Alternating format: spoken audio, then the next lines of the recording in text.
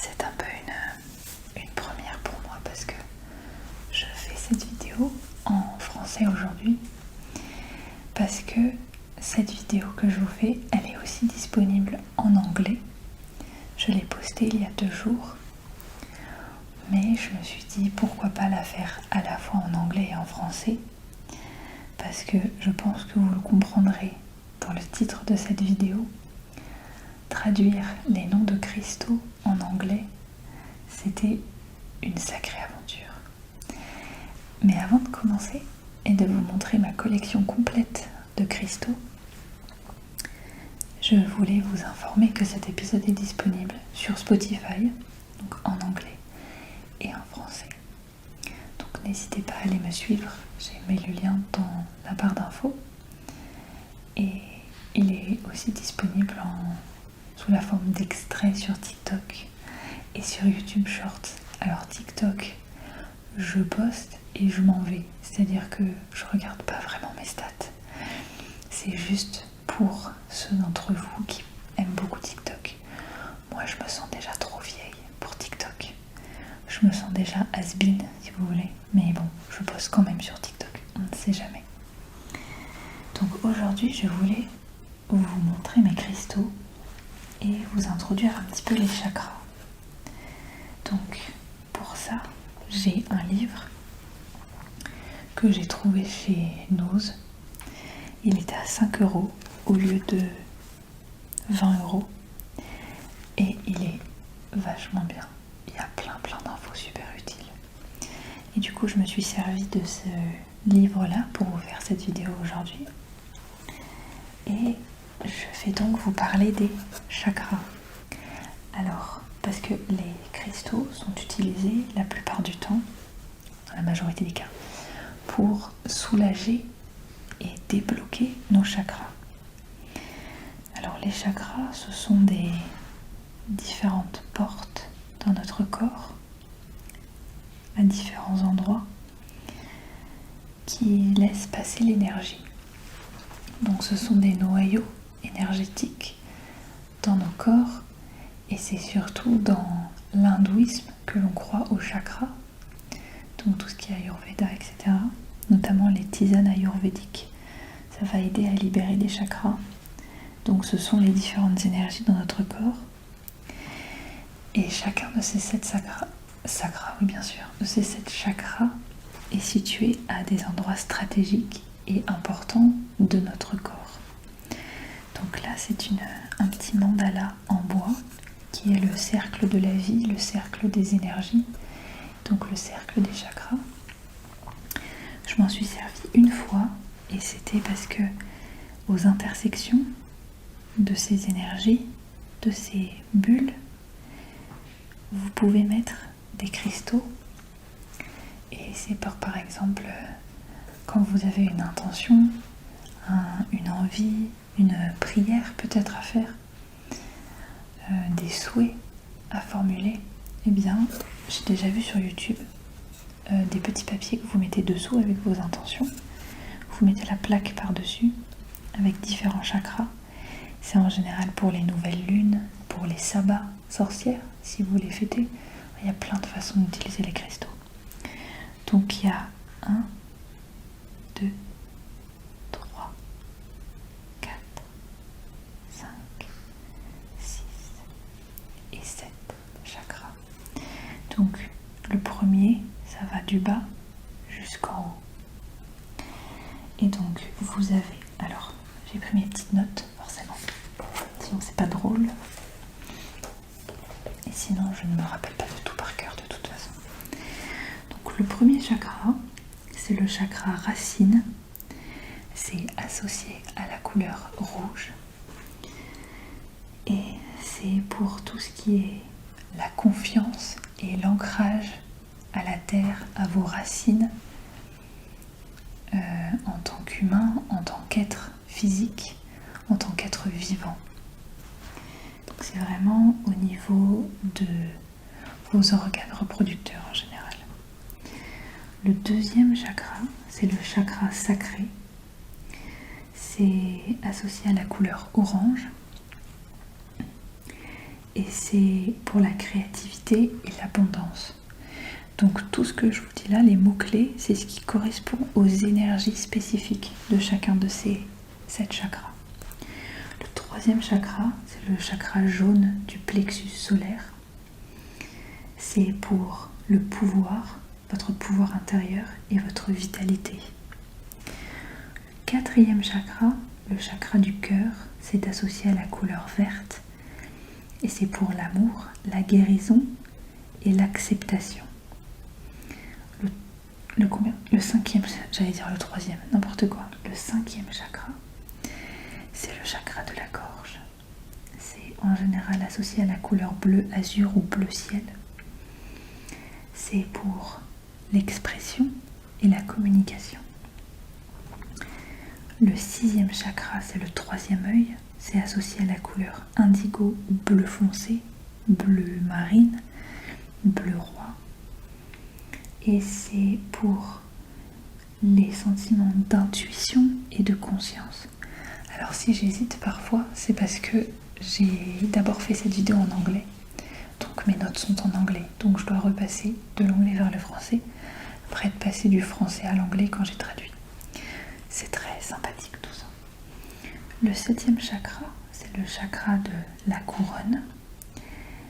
C'est associé aux couleurs blanches et ou violette.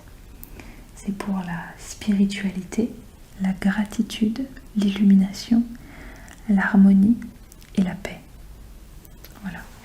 Donc ça, c'est un petit cercle en bois que j'ai trouvé, il était à 12 € je crois. Et j'ai trouvé ça dans un magasin ésotérique de ma petite bourgade. Et avant ça, j'utilisais des mandalas, donc les cercles d'énergie, le flux d'énergie comme ça. Mais je l'avais imprimé sur une feuille de papier que j'avais mis dans une pochette plastique. Pas vraiment sexy. Donc c'est pour ça que quand j'ai vu ça, je me suis dit, tu sais quoi Bibiche, je vais l'acheter. Parce que c'est vrai que pour positionner les chakras, c'est un petit peu mieux quand même. Donc voilà, et puis en plus ils sont super bons parce que je l'ai acheté en même temps que des encens, des bâtonnets d'encens. Et du coup, comme il était à côté de l'encens dans ma bibliothèque, j'ai un petit endroit dans ma bibliothèque qui est spécifique pour les cristaux et l'ésotérisme. Donc effectivement, il sent trop bon. Donc bon, maintenant on va passer... Ah bah non, attendez, j'ai oublié ça. Attendez, on n'a pas fini. Fausse joie. C'est cette petite boîte que j'ai achetée sur internet. Elle était à 10 € il me semble. Et en fait ce sont des pierres de chakra. Donc des pierres spécifiques pour laver et purifier les chakras du corps humain. Donc là j'ai une petite feuille de triche. My cheat notes. Parce que c'est vrai que je voulais vraiment me souvenir de quelle pierre il est question dans cette boîte. Donc voilà, j'ai pris des notes. Et pour la petite anecdote, mais pour ceux qui regardent mes vidéos en anglais, je pense peut-être que vous connaissez déjà un petit peu comment je suis. Je suis maladroite, très maladroite. Very clumsy. Et donc quand j'ai reçu cette boîte, je l'ai ouverte à l'envers. Donc normalement les petits cristaux que vous avez dessous, ils étaient tous de la même couleur que la pierre. Là ce n'est plus le cas, bien évidemment. Donc bon. Du coup je vais placer ces différents petits galets sur les chakras qu'ils représentent. C'est pour ça que je voulais cette petite plaque de bois qui était donc parfaite parce que j'ai les symboles sur les pierres de chakra et j'ai le symbole sur la plaque. Je ne peux pas me tromper. Donc ça c'est un quartz transparent, un quartz clear quartz, je sais pas pourquoi je l'ai écrit en anglais, sachant que c'est ma feuille de notes. Un quartz blanc, on va dire ça comme ça. Ensuite, là vous avez une améthyste.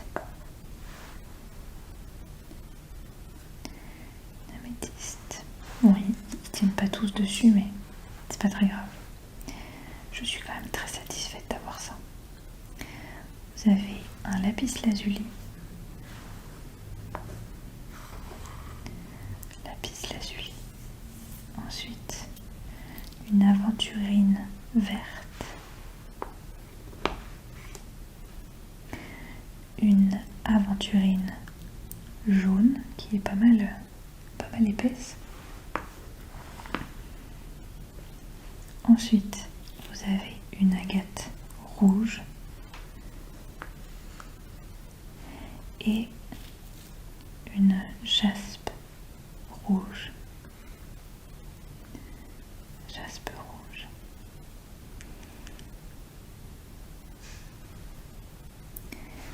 C'est super satisfaisant. Alors de temps en temps j'écoute parce que mes chats derrière ils font je sais pas quoi. Je vous avoue que je me dis je ne sais pas ce qu'ils boivent et ce qu'ils mangent mes chats, mais ils sont toujours pleins d'énergie, peu importe l'heure de la journée. Et là effectivement, non je vais mettre ça comme ça, j'entends derrière moi qu'ils sont bien en forme. Mais j'ai confiance en mes chats, enfin j'essaye. Donc du coup je les laisse un petit peu en autonomie dans les autres pièces de la maison. Notamment mon bureau qui ne leur est normalement pas ouvert. Ils en profitent. Donc ça, c'est mon petit sac dans lequel il y a tous mes cristaux. Donc je l'ai déjà ouvert, forcément, vu que c'était pour la vidéo en anglais.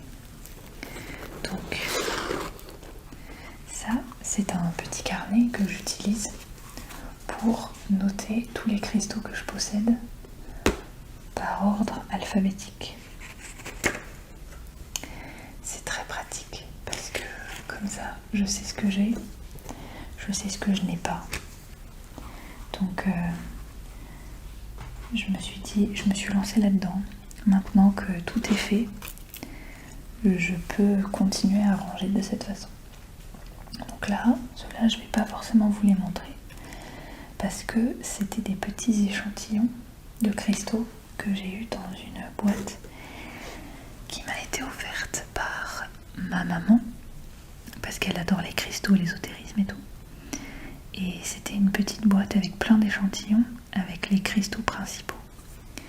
Donc du coup, j'en ai plein de petits que j'ai quand même classés. Ça me tenait à cœur de les classer. Donc, on va mettre ça là. Qu'il y a des pierres volontairement que je ne vous montre pas. Donc on va commencer par... Attendez, vous savez quoi? Je vais mettre le livre juste ici ou là parce que de toute façon je vais l'utiliser. Et puis là, on va mettre la petite pochette. Vous voyez dépasser juste ici. Parce que ça va me servir à ranger les cristaux. Vous avez de la chance parce que dans la vidéo en anglais, ils n'ont pas eu cette chance. Donc ça, c'est une apatite qui est juste magnifique. Je vais vous faire un close-up. Voilà. Avec des couleurs magnifiques.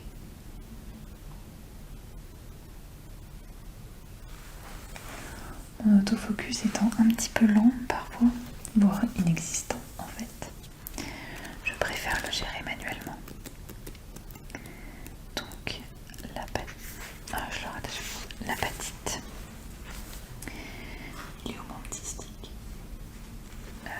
J'ai un petit stick mais je sais pas où je l'ai mis. Oh, il est là. Le petit stick pour faire du tracing, c'est toujours bien. Donc la patite stimule l'expression personnelle, facilite l'inspiration pour les idées et la créativité, favorise l'énergie pour aider à manifester ses désirs et améliore la motivation. Et c'est pour les chakras de la gorge et du troisième œil. Je vous laisse un petit peu cette page si vous êtes intéressé par ce qui est dit. N'hésitez pas à poser. je le remets dans la petite pochette. Alors ces pochettes là, je les ai achetées sur Amazon. Ça a dû me coûter 6 euros, 7 euros, je ne sais plus, pour une centaine de pochettes. Parce que je voulais ranger mes cristaux dans des petites pochettes comme ça. Parce que par exemple, cette citrine, je l'ai reçue par la poste. Je l'avais commandée en ligne. Mes cristaux viennent du monde entier. Ils viennent de partout en France aussi. Et je me suis dit que pour éviter de les abîmer, j'allais les mettre dans des petites pochettes. Alors après, c'est vrai que la citrine, je n'en avais jamais eu. Donc ça, c'est un très bon exemple de pierre que vous allez acheter parce que vous savez que vous la voulez, cette pierre spécifique. Par contre, il m'arrive aussi d'aller dans un magasin ésotérique qui est aussi ma librairie, ça tombe bien. Et en fait, parfois je suis attirée par des cristaux. Je ne pensais pas en avoir besoin. Je ne pensais pas que ces cristaux existaient, mais vous allez voir de quels cristaux je parle. Et je me retrouve à les acheter alors que ça n'était pas prévu. C'est un peu comme quand on va faire les courses et qu'on achète 10 000 trucs alors qu'on ne voulait pas à la base. C'est pareil. Mais je vous dirai de quel cristaux je parle. Oh, mon petit stick, ah, il est là. Donc, la citrine renforce l'estime de soi, favorise la prospérité et l'abondance, stimule la créativité, transforme l'énergie négative en énergie positive, encourage la générosité, protège contre les tendances autodestructrices. Et c'est pour le chakra du plexus solaire. Ah oui, et j'avais lu... Ah non, c'est peut-être pas la citrine, c'est peut-être une autre pierre. Je ne sais plus de quelle pierre il est question, mais je vais le retrouver de toute façon. Parce que il me semble... Ah, peut-être que c'est l'aura d'ange. Ben, je vais vous en parler tout de suite du coup. L'aura d'ange, c'est...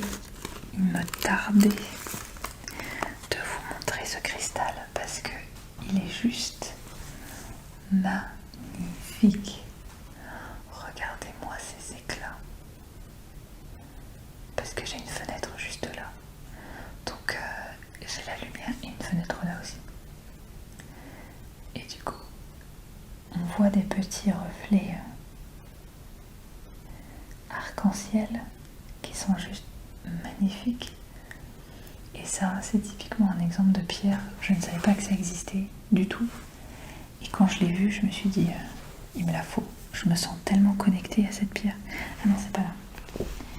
Je me sens tellement connectée que je me suis sentie attirée par ce cristal et que je me suis dit j'allais l'acheter. Donc en fait, l'aura d'ange, c'est un quartz. C'est pour le chakra du 3e œil. Et c'est pour la fatigue visuelle, le système nerveux et les maux de tête. Donc c'est très spécifique, aussi spécifique que cette pierre d'ailleurs. Et j'avais lu quelque part que elle partageait les mêmes petites inclusions, les imperfections dans la pierre. C'était les mêmes que dans la labradorite. Et je ne me souviens plus, il faudra que je vous retrouve. De toute façon, on va le savoir dans pas très longtemps. Je me souviens plus ce que j'avais dit dans la vidéo d'avant. Ah, la pierre de lune, c'est peut-être ça.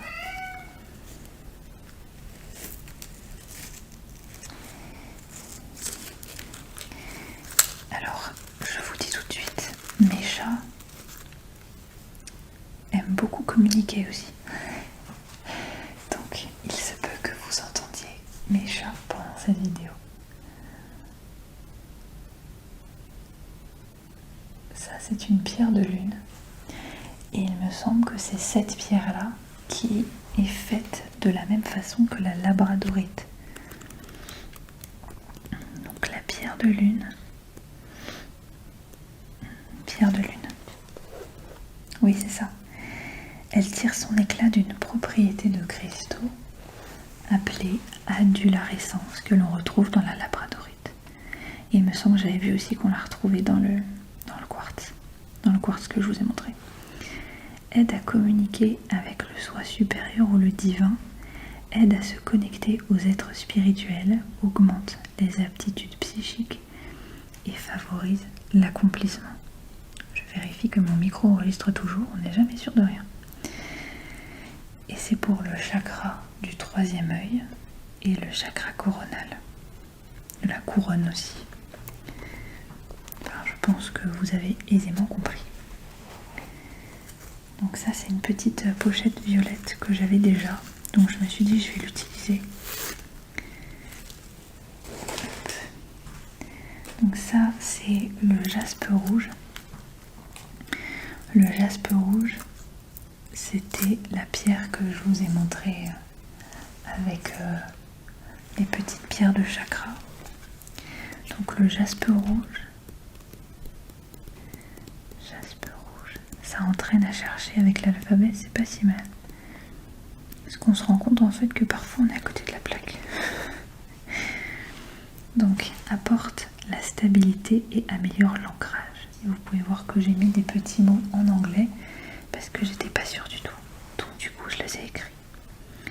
Et c'est pour tous les chakras en fonction de la couleur de vos cristaux et du chakra que vous voulez purifier, sur lequel vous voulez travailler. Ça c'est pour la jaspe rouge. Ensuite, on va passer à une pierre que j'aime. Enfin, c'est pas que j'aime pas, c'est juste que je me sens pas forcément connectée. Je saurais pas vous dire exactement ce que je ressens, mais peut-être que je ressens rien du tout en fait. C'est des agates. Ce sont des agates. Et c'est vrai que je me sens pas forcément connectée à ces cristaux. Renforce l'équilibre émotionnel et la guérison, équilibre le yin et le yang, favorise le calme émotionnel, augmente la confiance en soi, améliore la concentration, aide à surmonter l'amertume, guérit le ressentiment et ses autres usages dépendent de la couleur. Et c'est pour le chakra cardiaque, donc le chakra du cœur et le chakra racine. Par contre, c'est bien que je vois ça parce que c'est une forme de quartz et de calcédoine. C'est vrai que la calcédoine, j'en cherche partout, j'en trouve pas. Et c'est assez bizarre parce que c'est une pierre quand même assez classique en fait.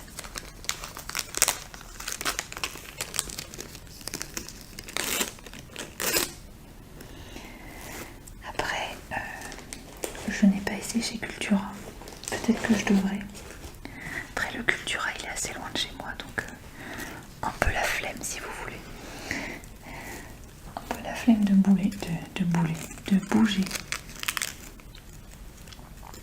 Ça, c'est une lépidolite. L'épidolite, c'est une pierre qui est assez violette foncée. Et la couleur officiellement donnée dans le livre que je vais vous montrer tout de suite, c'est la couleur lilas.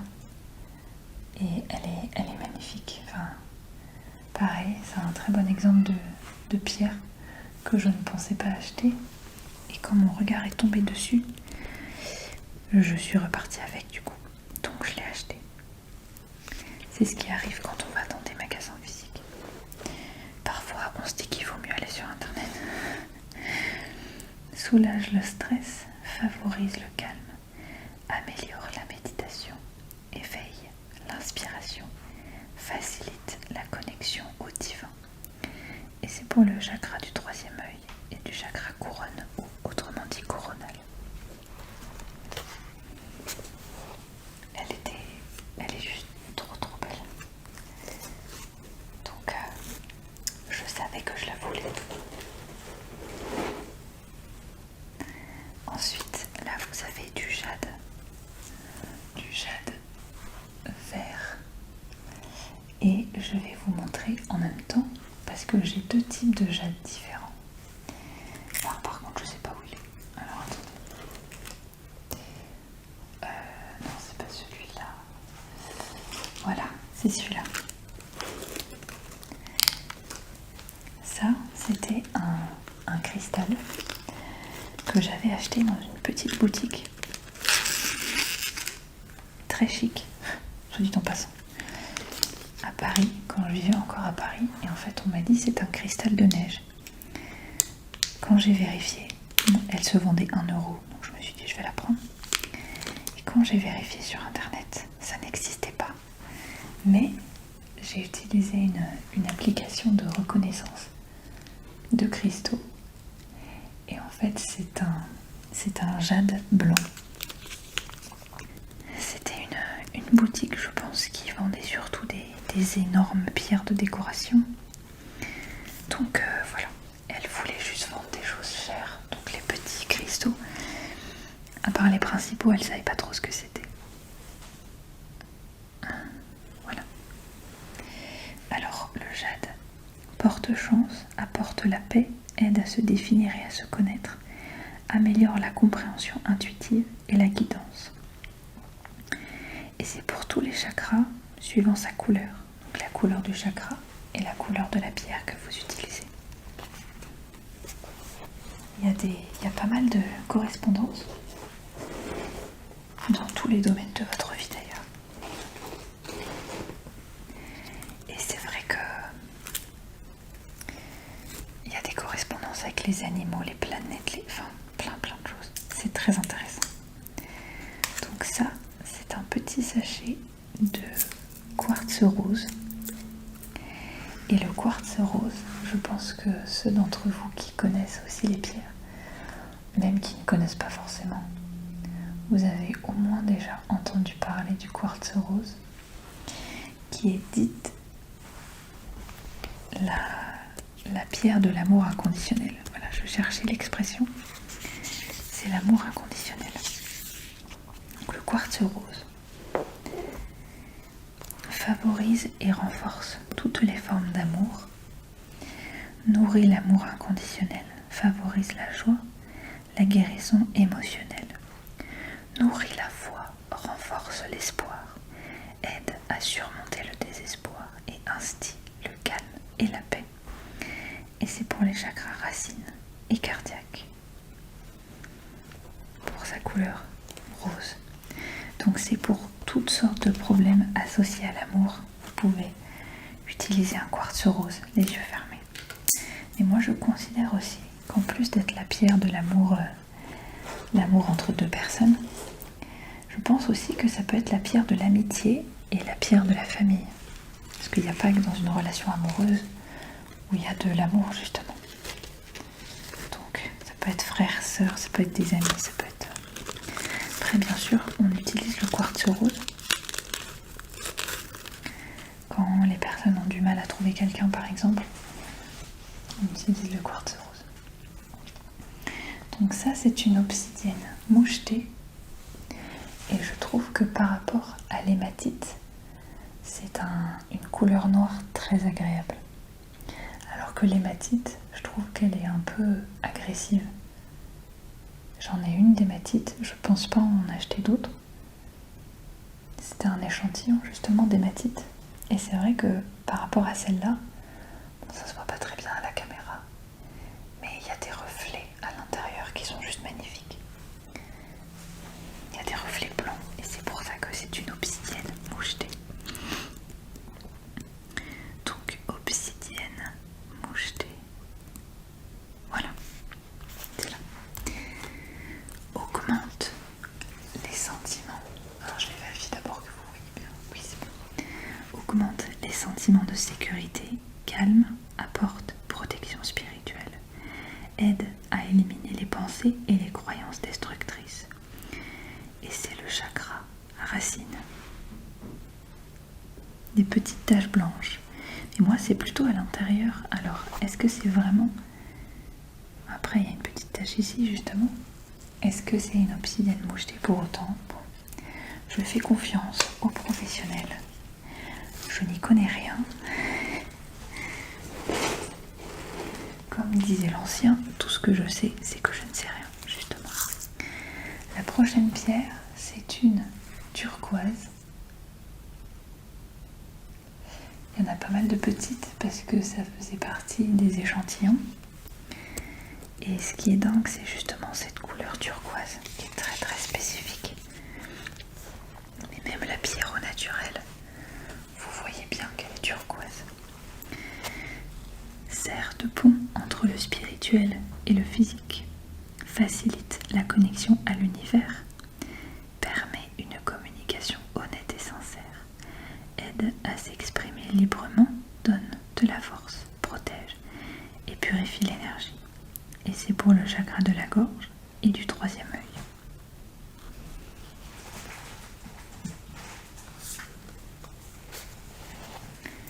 Je jette un petit coup d'œil de temps en temps dans la pièce à côté. Je sais pas vous, mais quand j'entends mes chats jouer et d'un coup il n'y a plus rien, ça me fait un petit peu peur. Je pense qu'on est d'accord là-dessus.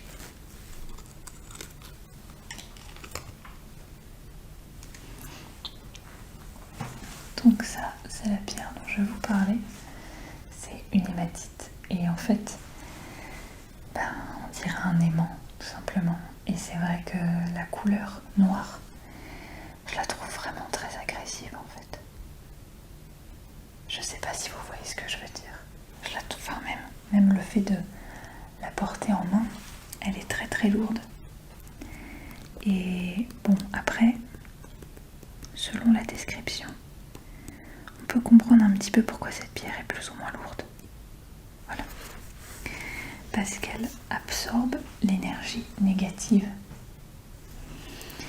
aide à l'ancrage, calme le stress, aide à développer le contrôle de soi, apporte l'équilibre et détoxifie. Et c'est pour le chakra racine. Mais comme elle absorbe l'énergie négative, c'est vrai que bon, elle est composée d'oxyde de fer, un éclat rouge foncé argenté. Oui, c'est vrai. Mais rouge, j'aurais préféré qu'elle soit vraiment rouge.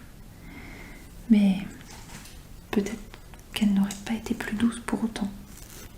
Je ne sais pas. Ma petite poche se remplit.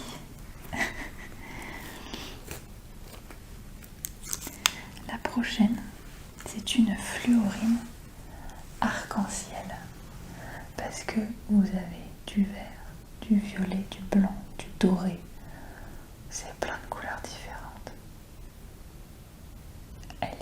Elle est très très belle.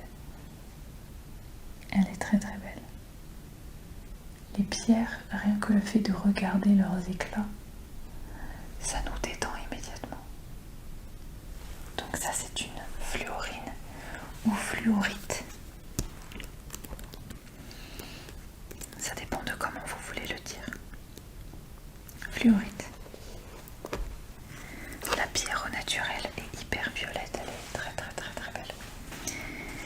Donc, facilite la connexion avec le soi supérieur, augmente les aptitudes psychiques et l'intuition, et favorise la paix et le calme, aiguise les aptitudes intellectuelles et renforce la concentration, aide à prendre des décisions. Donc c'est le chakra du troisième œil et le chakra coronal. Ne vous servez pas d'eau pour purifier ce cristal. Ah, à ne pas rayer cette pierre. Alors, si elle est facile à rayer, elle me fait penser à la sélénite. D'ailleurs, je vais vous la montrer juste après celle-ci. Parce que la sélénite, j'ai deux sticks en sélénite, deux petits bâtons. Et je les avais achetés parce que Maria de la chaîne Gentle Whispering en a aussi. Et j'ai trouvé ça magnifique en fait. Et c'est très lourd, mais c'est aussi très beau. Donc ça, c'est de la sélénite. J'avais acheté le premier dans une boutique spécifique. Et en fait, elle est très facilement. Quand vous passez votre ongle comme ça, vous avez une chance sur deux de la rayer. Donc c'est pour ça que les sélénites, je ne les mets pas l'une à côté de l'autre parce que j'ai pas envie de les abîmer tout simplement. Et j'ai acheté la deuxième à un marché de Noël.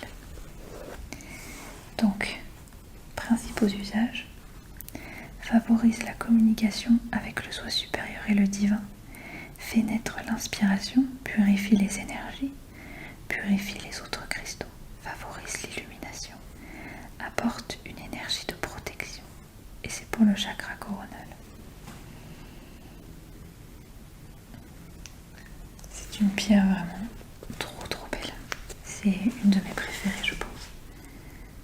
Donc je vais la mettre au fond de la poche.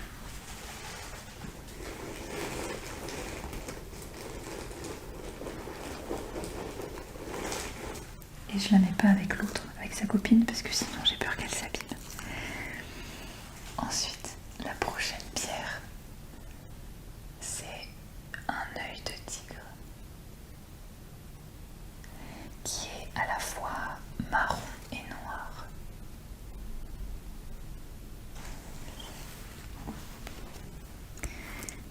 Alors, œil de tigre.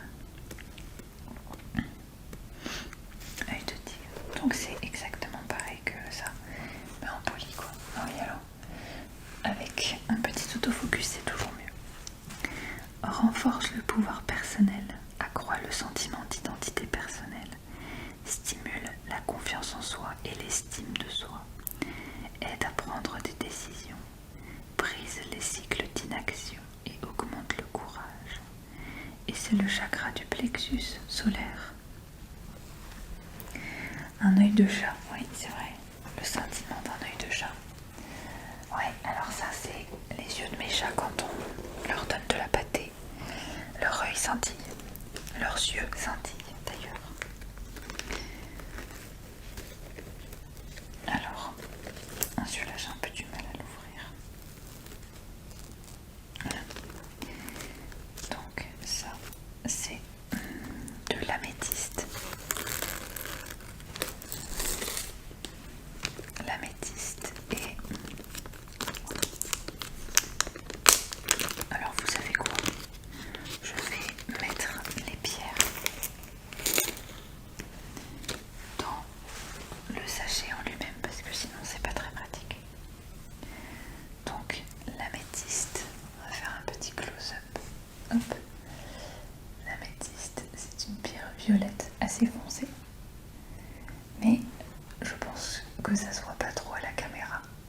Il y a des reflets magnifiques à l'intérieur et surtout il y a des petites inclusions. Et en fait les inclusions, moi on m'a toujours dit que plus il y avait d'inclusions dans une pierre, plus elle était naturelle. C'était pas une pierre de laboratoire en fait. Donc l'améthyste stimule l'intuition et la vision intérieure, favorise la sobriété, traite l'insomnie, favorise un sommeil réparateur, stimule les aptitudes psychiques, favorise la connexion au monde spirituel et au soi supérieur. Et c'est pour le chakra du troisième œil et coronal. Alors comme je disais dans ma vidéo en anglais, les chakras du troisième œil et coronal, je me rends compte que j'ai plein de cristaux qui vont avec ces deux chakras là. Et c'est en faisant cette vidéo que je me rends compte en fait.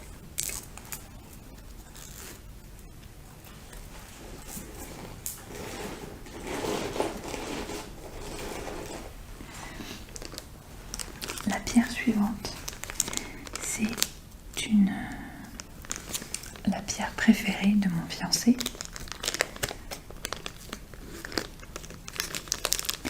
Je n'ai volontairement pas mis ma bague de fiançailles parce que je pensais qu'elle allait éteindre un petit peu l'éclat des autres et que pareil, les autres pierres allaient éteindre son éclat, c'est pour ça que je ne l'ai pas mise.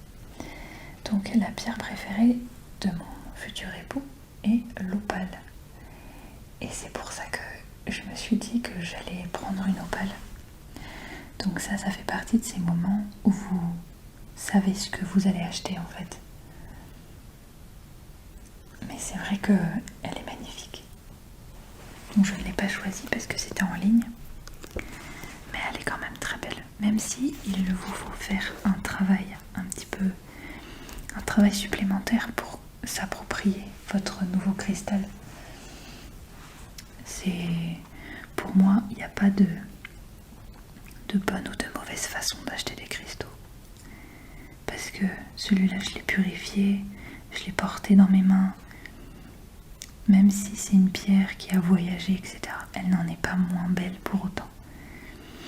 Donc apporte l'inspiration, fait naître la créativité, aide à communiquer avec des êtres supérieurs ou le divin, aide à communiquer avec le soi supérieur, favorise la spontanéité et aide à se relier aux autres par l'amour inconditionnel.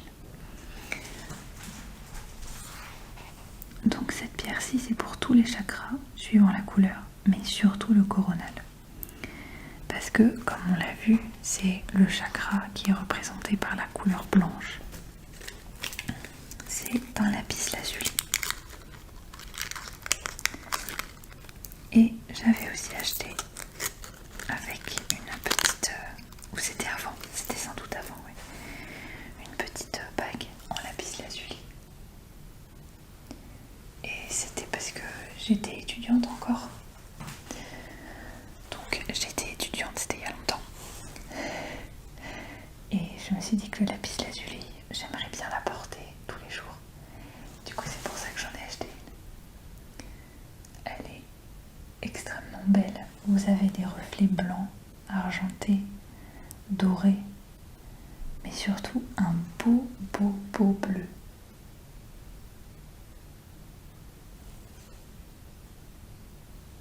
Avec des super reflets. Donc le lapis lazuli. Voilà. Stimule la communication, augmente l'honnêteté et l'intégrité, ouvre le troisième œil, permet d'exprimer sa vérité, relie à la sagesse spirituelle et supérieure. Et c'est pour le chakra de la gorge et du troisième œil.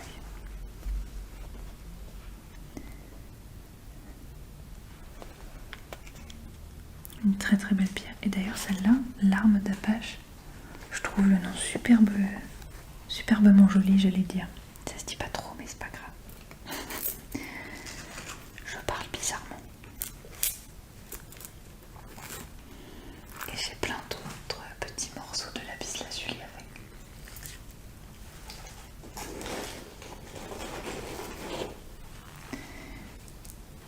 La pierre suivante, c'est une pierre d'aventurine, aventurine verte. Alors, je l'avais déjà en collier, j'ai des aventurines orange et verte, mais quand j'ai vu cette pierre-là, je me suis sentie immédiatement attirée par elle. Et bah devinez quoi, je l'ai prise. Voilà. Elle était pas très chère en plus. Elle était à 2 €, il me semble. Donc, toujours dans le même magasin où je vais tout le temps. Alors, il y en a un qui a fermé. J'étais un petit peu triste, mais globalement, j'arrive quand même à me débrouiller. Augmente l'amour, soutient la prospérité et l'abondance. Facilite la guérison et introduit de nouvelles amitiés. Et c'est en lien avec le chakra du cœur.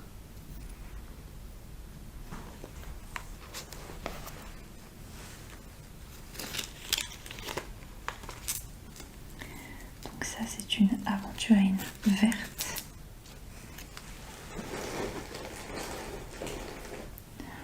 Mon sachets sont remplis. Ensuite, le suivant, c'est un cristal de roche. Et c'était mon tout premier cristal que j'ai eu. Alors, je les avais en boucle d'oreille à la base, je sais pas où je les ai mises. Et j'ai acheté ce petit cône quand... Oh, c'est magnifique juste là. Attendez. Quand j'ai commencé un petit peu à faire des mandalas de cristaux, je me suis dit que j'allais m'acheter un cristal de roche parce que c'est un peu la pierre centrale de plein de choses. petites inclusions. Et c'est pour ça que j'ai acheté ce cône, parce que je voulais faire comme Maria de Gentle Whispering dans ses vidéos. Elle avait un cône avec un stick de sélénite et tout, et en fait le cône renvoyait les énergies dans une direction spécifique, là où elles sont typiques en fait.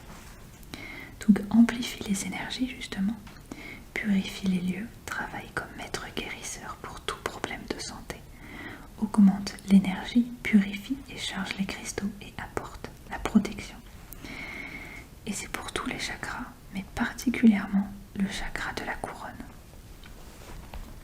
Oh, la dame burite est très jolie aussi. Ou ton burite, je ne sais pas. Et on va finir par 2 cristaux qui sont juste magnifiques. On va passer à la labradorite.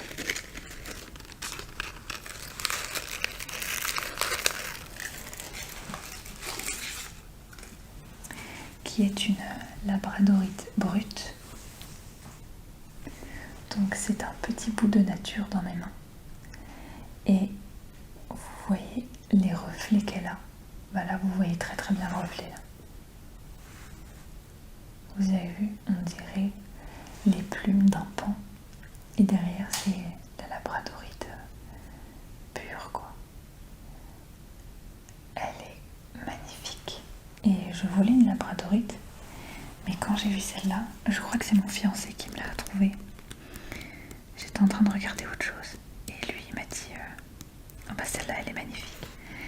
Et en fait quand je l'ai tenue dans ma main, je me suis dit ouais, je vais prendre une labradorite brute. Donc c'est tout à fait les reflets de cette image. Stimule la communication avec le divin ou les êtres supérieurs. Aide à s'harmoniser à l'énergie psychique et à l'intuition, équilibre le mental et l'esprit, protège contre l'énergie négative, apporte le discernement, purifie et guérit l'aura. Et c'est le chakra du 3e œil et coronal. Alors, en ce qui concerne les auras, il y a plusieurs strates de nos auras. Pareil que les chakras en fait, mais on a une aura, une couleur d'aura. Une couleur d'aura majoritaire. Alors je saurais pas bien vous expliquer parce que je m'y connais pas trop. Et on finit par le clou du spectacle. C'est du grès bleu. Du grès bleu et regardez-moi ces reflets. Ces petites pépites dedans. Donc ce sont des grains de sable. Et c'est juste, mais c'est extrêmement beau. Voilà. Le grès bleu. Et bon, ça se voit pas trop à la caméra, je pense. Mais vous avez des reflets bleu-violet qui sont juste... Ah bah non, c'est pas là du coup. Donc hop, on va la mettre sur le côté. Et donc, le grès bleu, c'est pour les nouveaux départs. Vous voyez mes notes. Nouveau départ, le succès, et c'est pour le chakra de la couronne, enfin coronal. Et là, vous avez, c'est un petit carnet que j'utilise, minuscule. Et je mets toutes mes notes dedans. Parce que j'ai pas forcément de script, vu que pour l'instant, je ne fais pas de roleplay. Peut-être un jour, je ne sais pas. Et pour l'instant, j'en fais pas forcément. Donc j'ai pas besoin d'avoir un script vraiment scripté de ouf quoi. Donc je remets ça là dedans.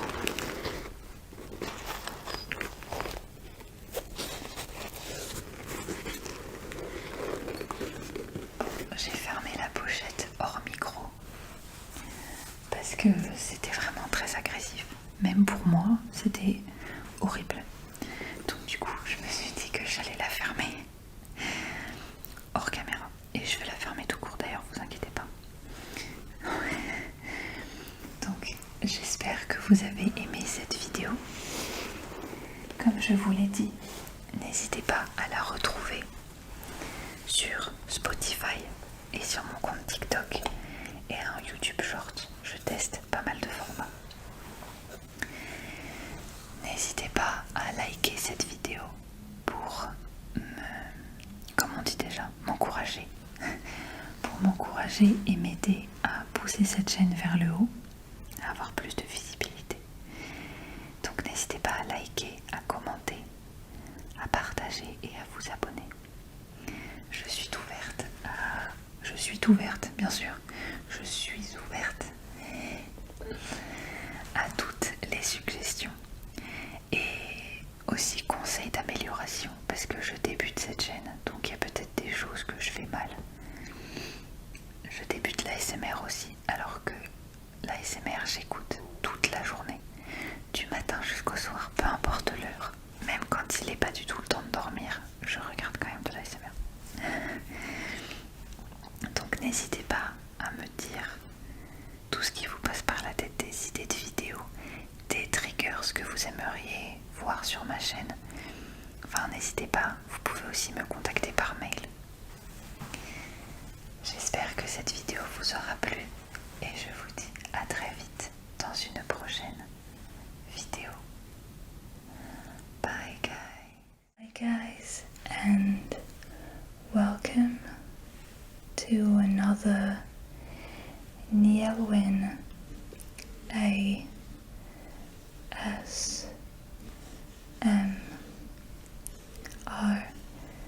video. And as we're very close to celebrate New Year's Eve and New Year 2024, I thought that it would be a great idea to show you different eyeshadow palettes that I have just here. And to be fairly honest with you, I am not used to wear makeup. I used to wear makeup when I was a student, but it's been a few years since I decided to stop wearing makeup because it's too heavy for my skin, first of all, and second reason is that I feel more natural. In my daily life, I don't want to wake up earlier to wear makeup, and also because I want to wear makeup for fancy occasions, like I did 6 months ago for a wedding. There was a wedding in my family, and this was the last time I did wear makeup. But as we're close to New Year and New Year's Eve and parties and celebration, I thought it would be a great idea to just show you my eyeshadow palettes. So we'll start with this one. It's from Sephora and it was a palette that you can make. You can pick 4 colors, and as it is a magnet you can fix the colors and change, but it was a few years ago, so does it still exist? I would not know. So let me show you the shade. Yeah. But I use these colors as highlighters, I would say, and that's all. I do not use them a lot, but highlighters for the cheeks and to highlight your makeup, that's very simple.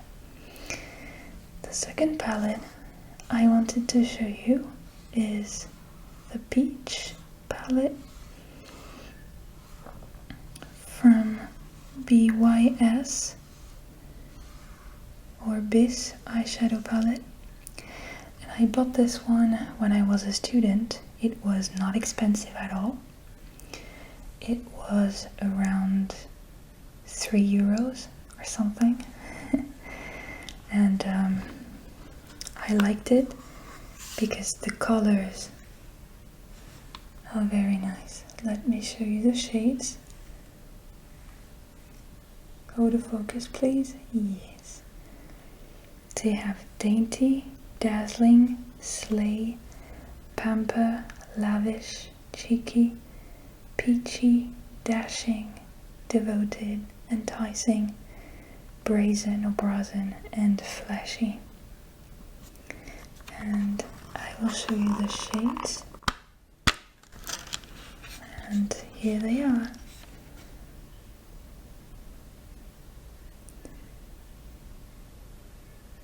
So what I liked in this palette is that it's obviously sparkly,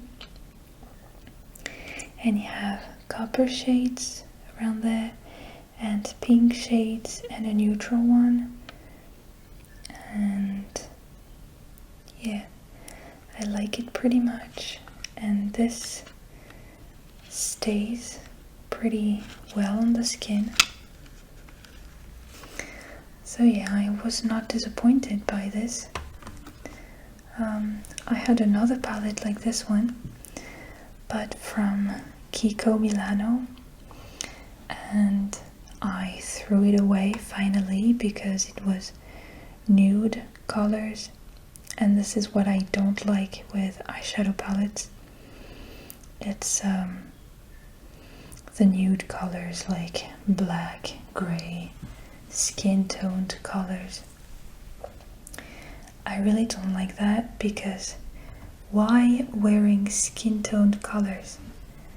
Like, keep your skin nude instead of wearing nude colors, you know what I mean? So yeah, this is why I was, and the shades, the pigments of the Kiko palette like this one was not good, so I got rid of it. This palette is from H&M, and it's the Zodiac palette. So there is Aries, Taurus, Gemini, Cancer, Leo, Capricorn, Libra, Scorpio, Sagittarius, Virgo, Aquarius, and Piscis. And the shades are sparkly, and I tried it on my skin.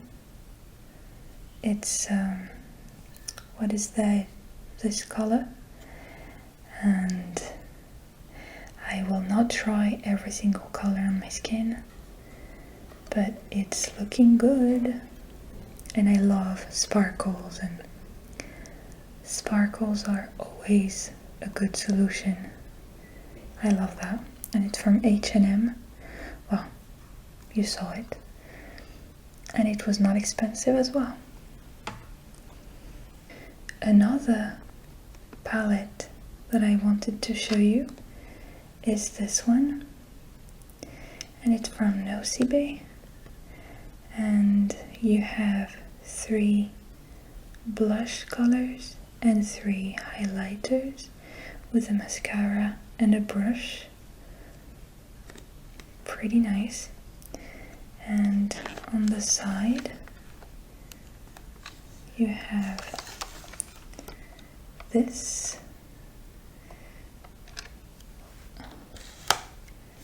Well, normally it was supposed to be there, but let's get rid of it, you know what? Yeah. And they are 1, 2, 3, 4, 5, 6, 7, 8, 9, 10, 11, 12, 13, 14, 15, 16, 17, 18, and 19. And you have the same thing on the other side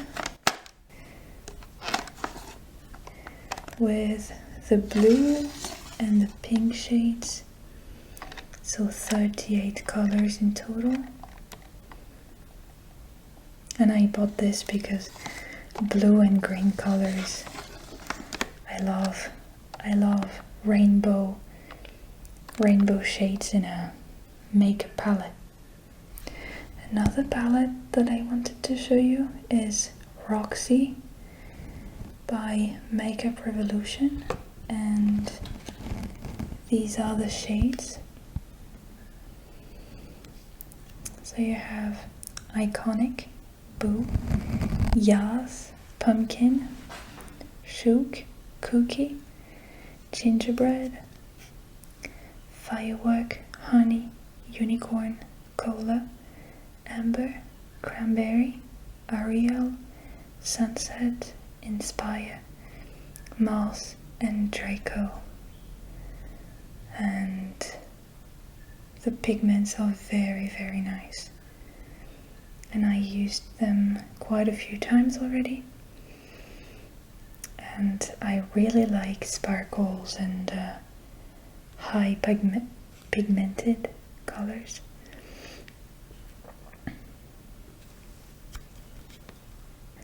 The last palette I wanted to show you is another one by Revolution, and it's a shadow palette. It has no name, I don't think so. Forever Flawless, Unconditional Love. So you have Promiser, Official, Coy, Platonic, Attached, Swipe, First Date, Committed, Proposal, Blushes, Cherish, Love Potion, Adore, Dinner, Movie, Love Letter, Unconditional, and Love. And the shades are just so nice. So let me put the different eyeshadow palettes on my table over here. Oop. Let's put it this way. And then I showed you this one. H&M, Peach,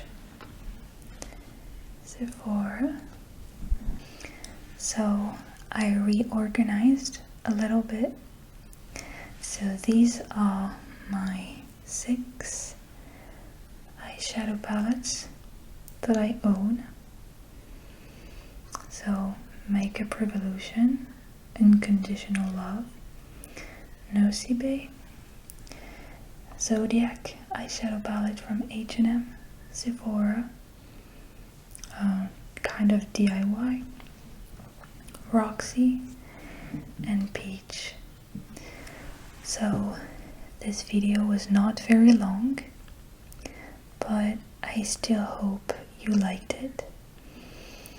I don't have much to say about these colors because they're just talking by themselves, let's say. Sparkles all around and colorful palettes. This is what I love when I buy a palette. When I used to buy a palette, I always try to see the most colorful ones, because like on this one, for example, the colors I don't use are the neutral colors. And yeah, I told you, neutral colors are not really my thing.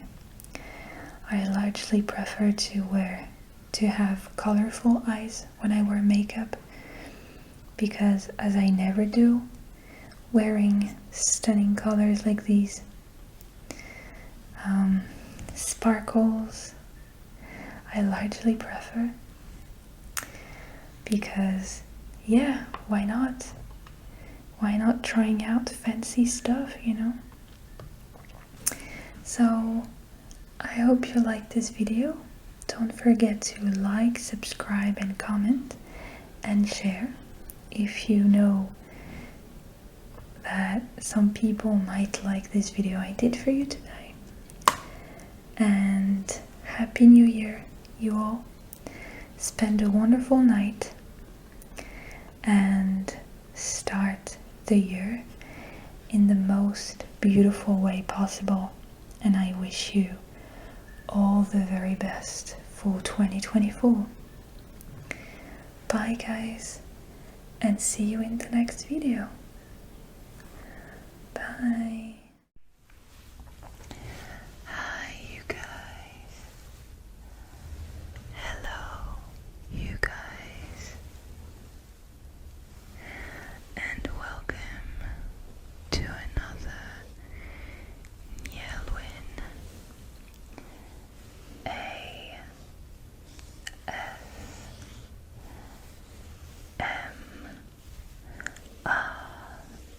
video, and today I'm going to show you my book sleeves. I have 7 in total, and as I'm a huge bookworm, I wanted to show you all of my book sleeves today. So 7 that I bought, but I have a few more in total because I will explain it to you one by one. So we are going to start with the 2 first ones.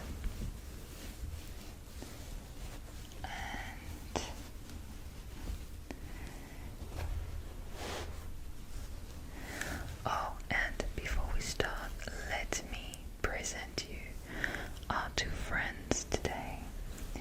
This Jack, be little pumpkin. Let's put it back. And my little penguin in crochet that I made a few days ago.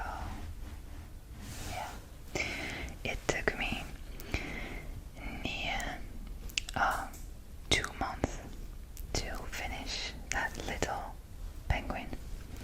He doesn't have a name, so if you want to pick a name, tell me in the comments.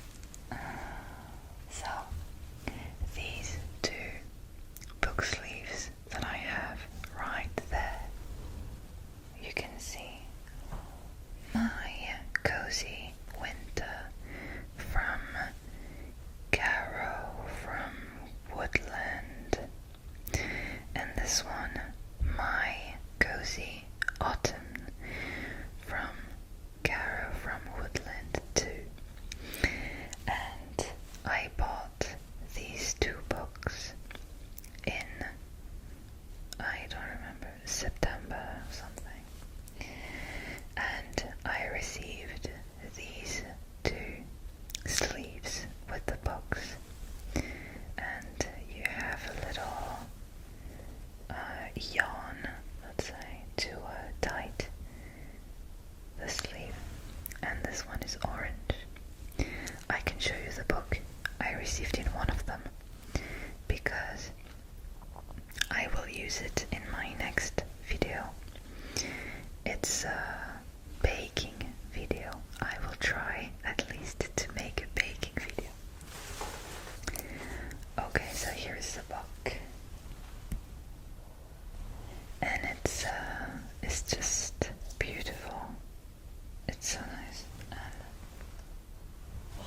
I wanted to bake a banana bread, and I'm going to make this video just after, if it works. If you can't see it, oh, it's this one. If you can't see it on my channel, then do not worry. It means that it was not well made, and I ended up not making this video.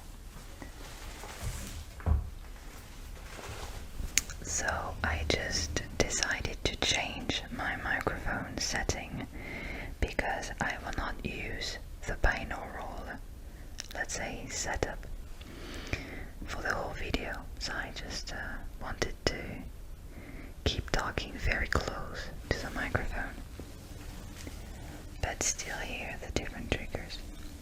So these two sleeves, I received them with the books. I'm not sure that I will use them to put a book in it.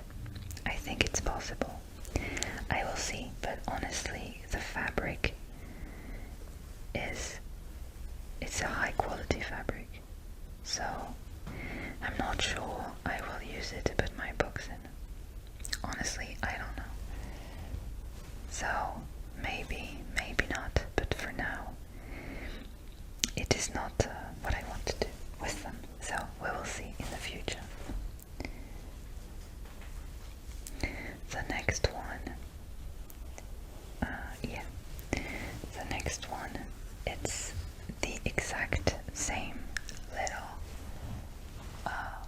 book sleeve. These are the exact same ones. Let me explain. The first one I received has a little, let's say, trace. Yeah, dark trace. I don't know if you can see it, but it's right there. And it's a glue from, let's say, how can I call it properly?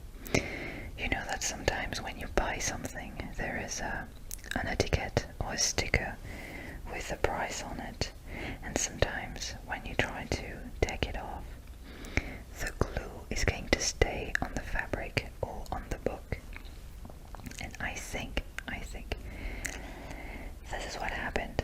Or maybe the girl who made me this, it was on Etsy from Punchy Pouch, made in France. It's a French Etsy, let's say, craft book sleeve maker. And I think it could also be a trace of that your iron can leave when you're using it on a fabric, if it's too hard or not wet enough, for example. When you do ironing, this is what can happen. But anyways, she sent me another one because I was about to send it back to her, but she sent me another one. So she was very kind to do this. It took a little time, but I received it after all. So it's an Animal Crossing book pouch.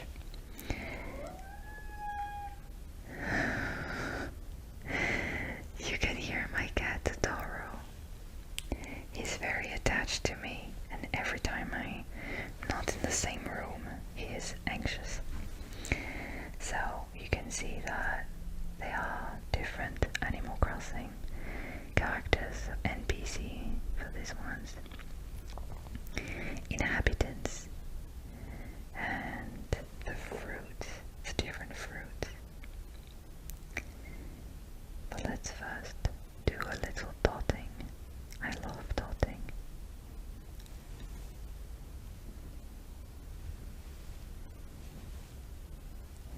And then you have the fruits, so a peach, an apple, cherry, and the pear with the Animal Crossing new leaf symbol. So I hope you can see my tracing.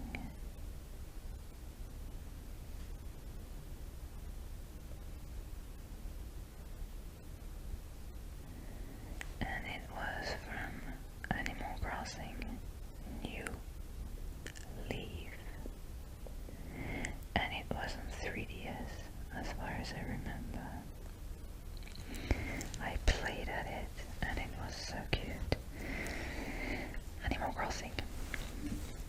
No need to explain why this cozy game is cute. Cozy. It's written with a C. Yeah. So you have a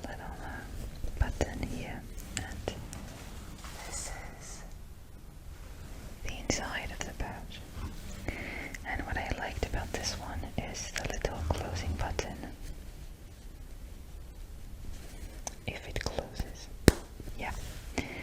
And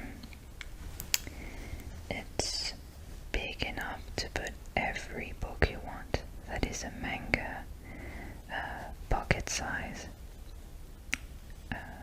hardcover, paperback, any format you want. I tried with every book I have and it works. And it's pretty nice. The next ones, let me show you all of them at once. The next ones, I bought them on Etsy as well from Palette Workshop.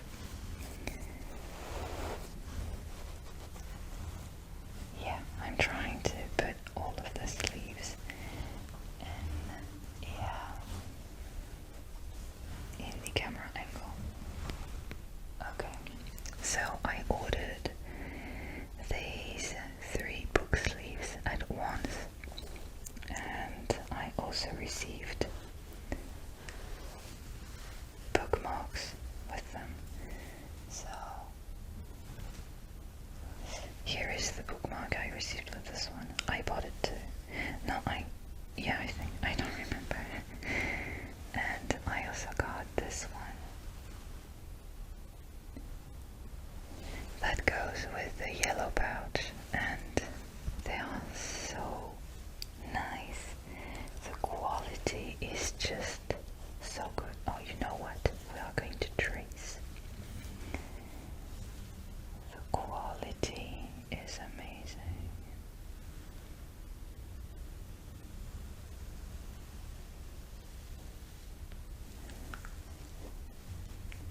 Let's make the other side. For those of you who love tracing as I do, this can be perfect.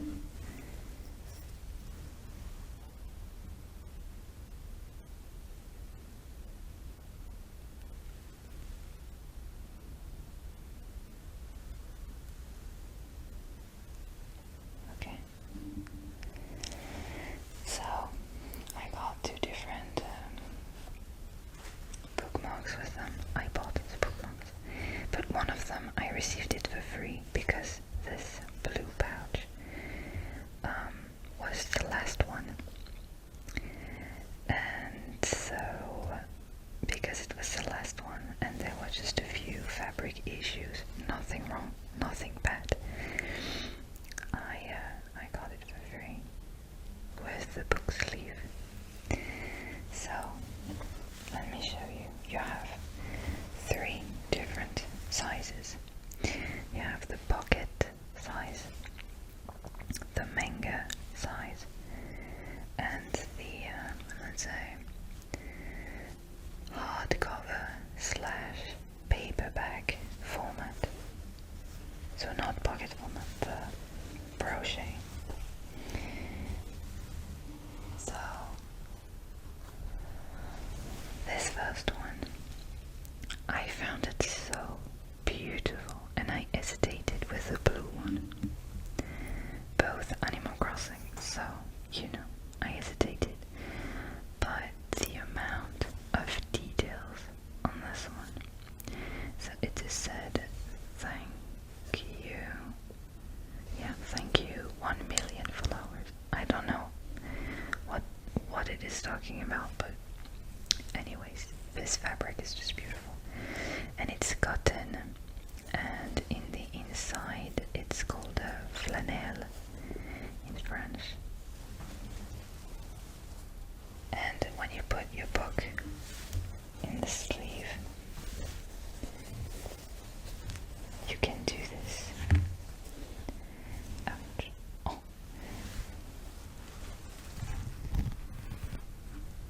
And you can actually adapt the size of your pouch. And this is so beautiful. I love it. There are so many details from Animal Crossing. And this is the exact reason why I bought this one. It's because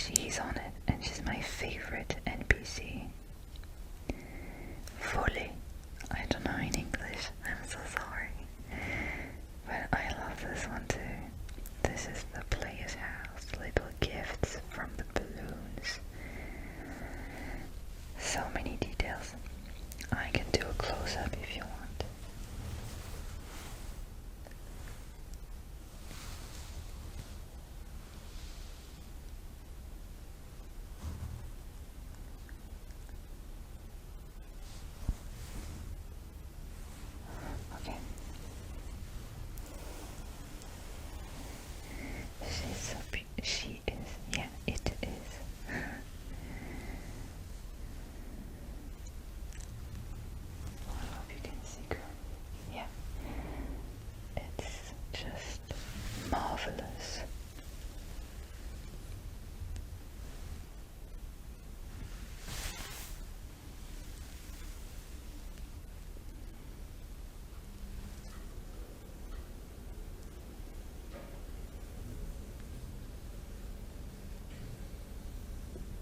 Okay, so let's jump to the other one. Animal Crossing again. Wow, we were not expecting that. And this one, I bought it because it's very simply, it is blue from the same color as my penguin over here. Well, close.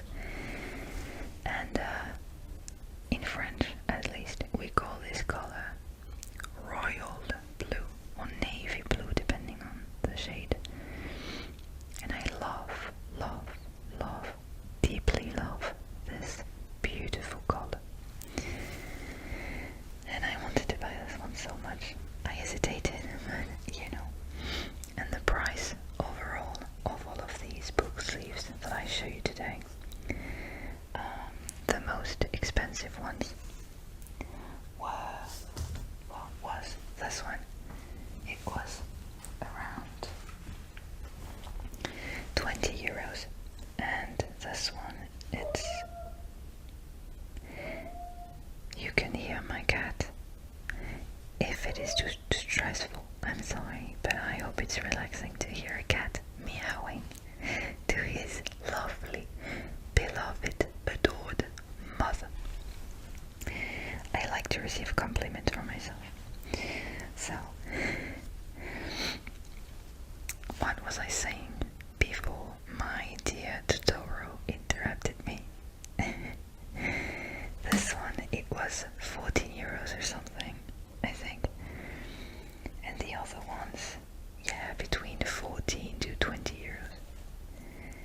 And please, let's count and then do a little dotting on each character. I love this trigger, and I don't find it, well, as often as I would like on YouTube, so let's make that. 1, 2, 3, 4, 5, 6, 7, 8, 9, 10, 11, 12, 13, 14, 15, 16, 17, 18, 19, 20, 21, 22, 23, 24, 25, 26, 27, 28, 29, 30, 31, 32, 33, 34, 35, 36, and 37. I just checked if I didn't miss anyone and if you could see this properly. Yeah, perfect autofocus is there. And now let's do a dotting with my finger and then with the stick. If you know the names in English or in French or in whatever language, don't hesitate to tell.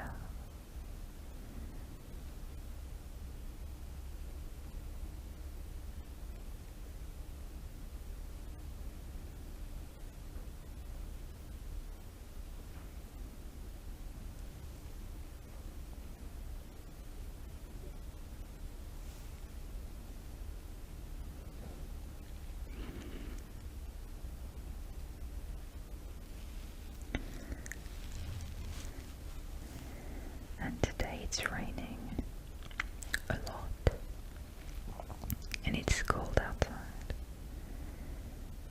so perfect weather to make an ASMR video.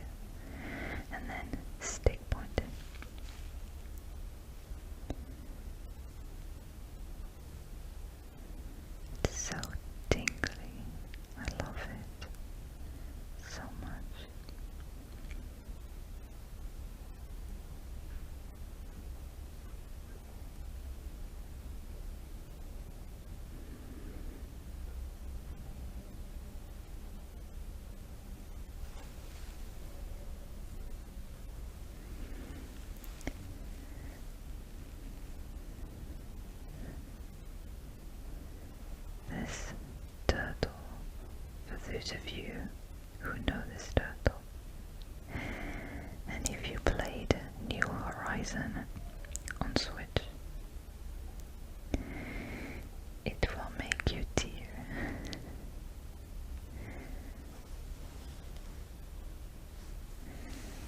Such a beautiful, beautiful one.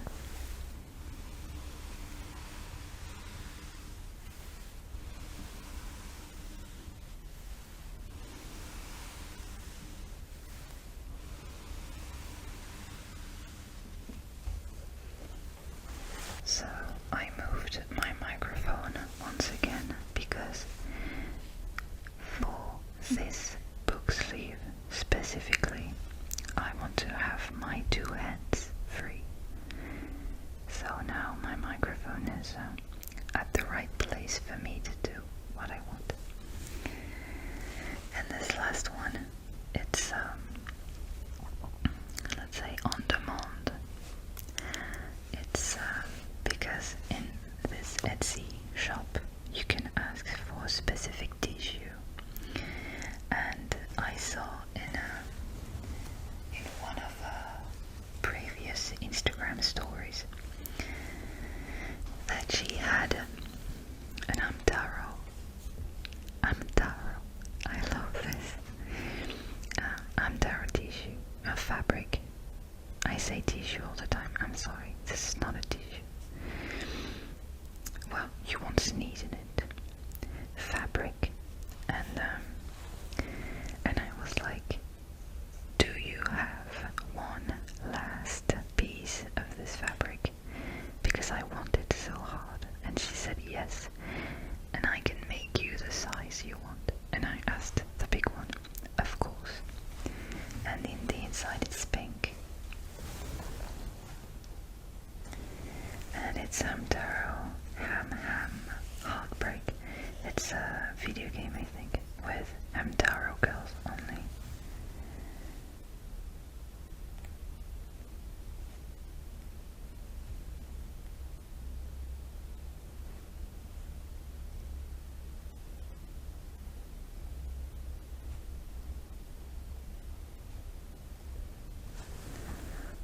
Let's check out, yes, the time I take to show you my sleeves.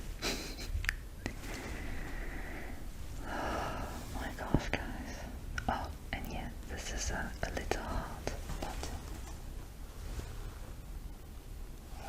I think you can see it. And I love it. You know, guys, I'm 28 years old.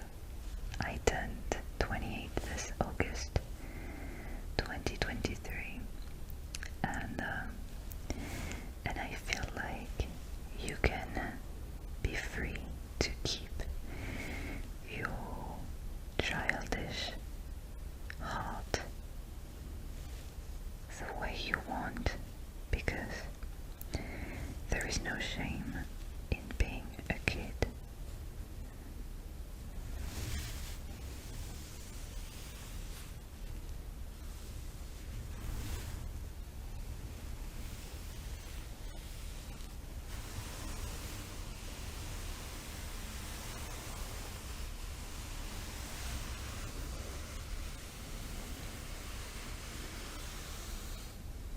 I love being a kid, and I wish I have children, little babies, because honestly, I'm a baby myself, so I would be so happy to raise a kid with my kid soul and heart.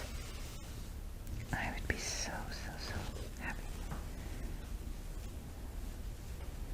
And my fiance would be very happy too, because he loves what I like, and we love the same things.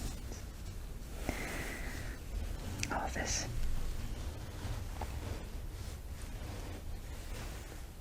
Yeah, this little line over here, it's my fault.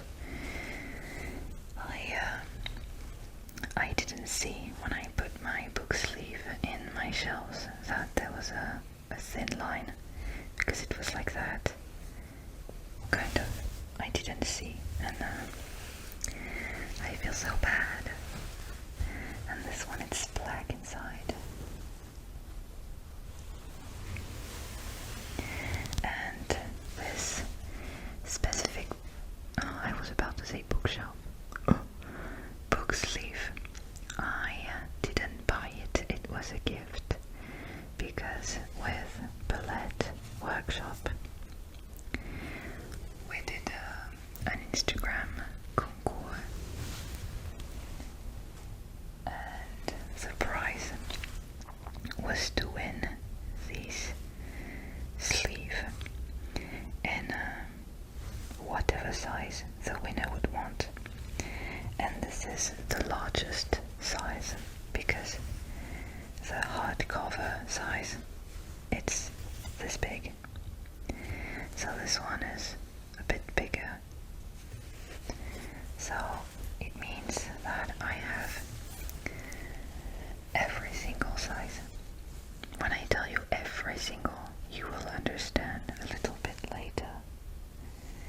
And I'm not going to say that I cried, but I was very touched. The seller who became my friend, she didn't tell me that she would offer me a bookmark with the same fabric.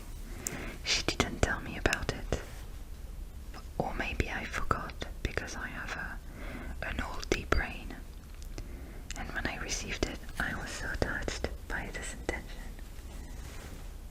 So sweet. And this one is the autumn/fall fabric, and she can also make tote bags, book pouch. So a book pouch is when you want to keep it open and you put your book open, and you want to read, let's say, hands free. You also have phone pouch to put your phone on. You can find anything. Bookmarks, like metal bookmarks, earrings. And this one, you know that we'll be doing some dotting again, right? I will do like that again. I hope you like it.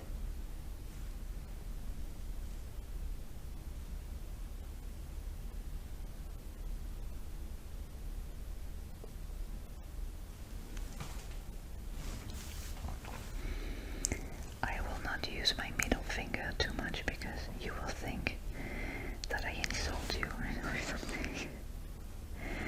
So I will not use my middle finger too much.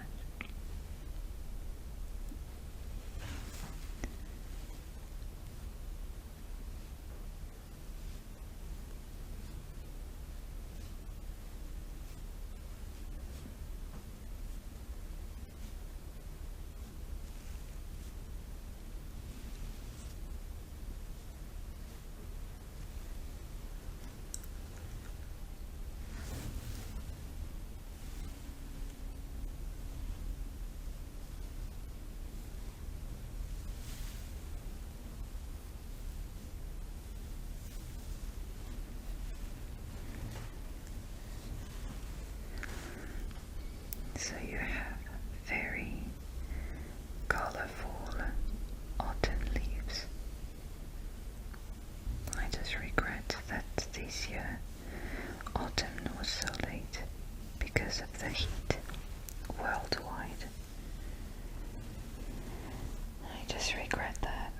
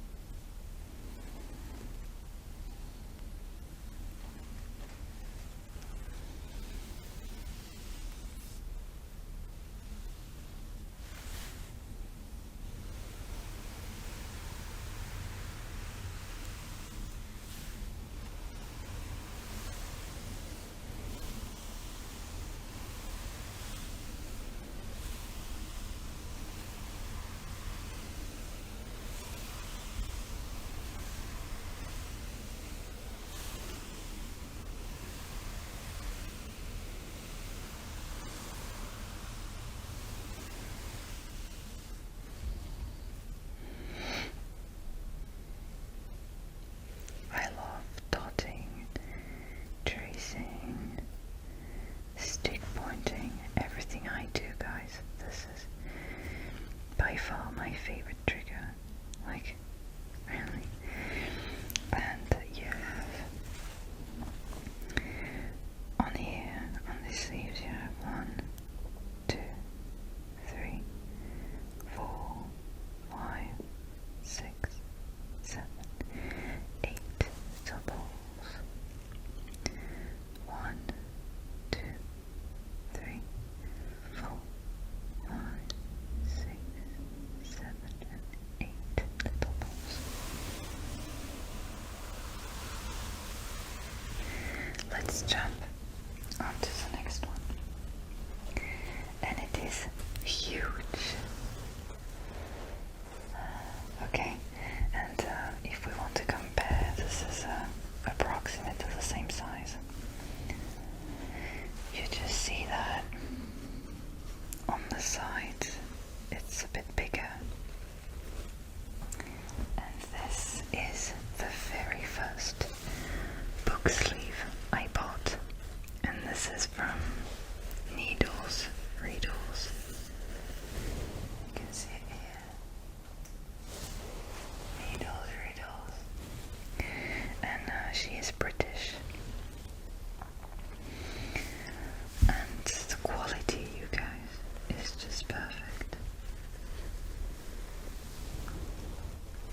And this is a pretty, you know,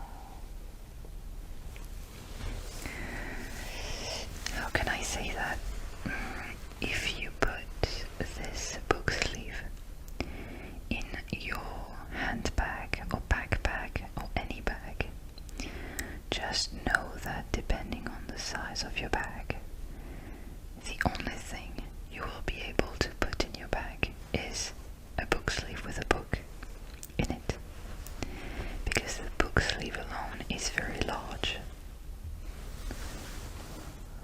But it feels like a bed, a book bed, with very comfortable sheets. And what I love with this one is that you have a front pocket. And when I travel, I never travel abroad, this isn't what I mean, but when I leave my house, even for an hour, I take a book with me. And when I go further, that means that I'm not staying home for a few days. I take this one because I can put the amount of books I want in that.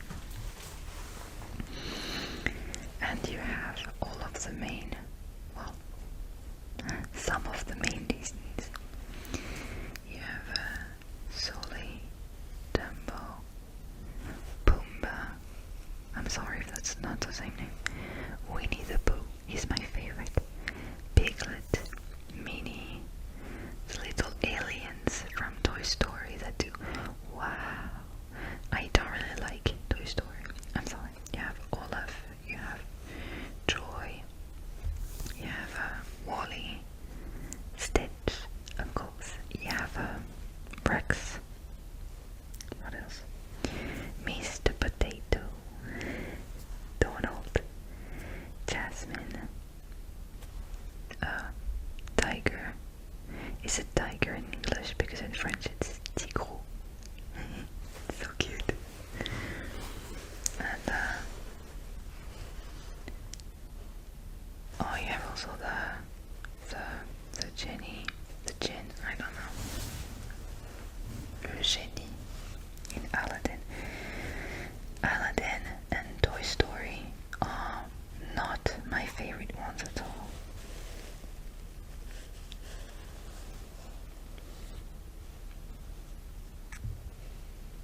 I don't remember his name.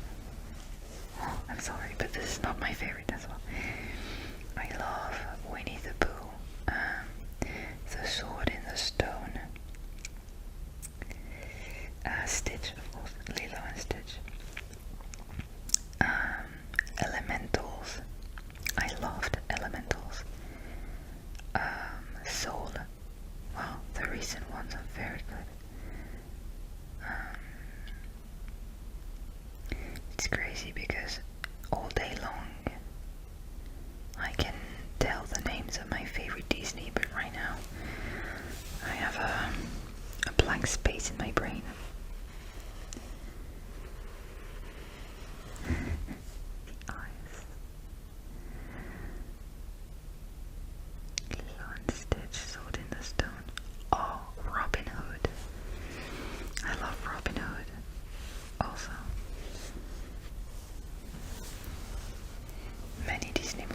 nice to say. Oh, and the Princess and the Frog for Raymond.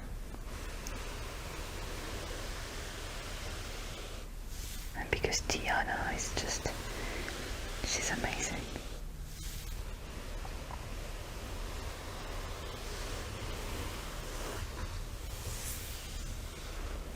And the very last book sleeve. Disney Princess again. Yeah. And it's written Disney Princess Castle. And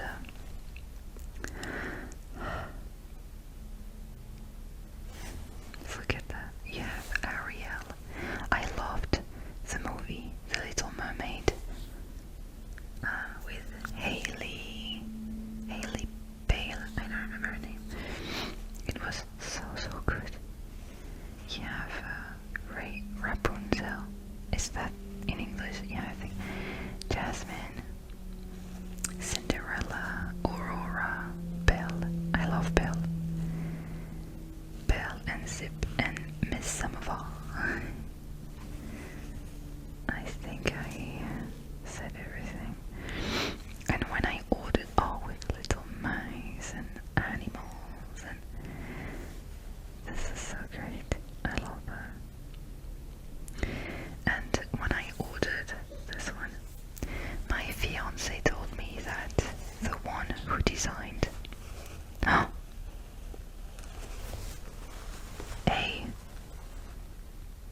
I didn't see that.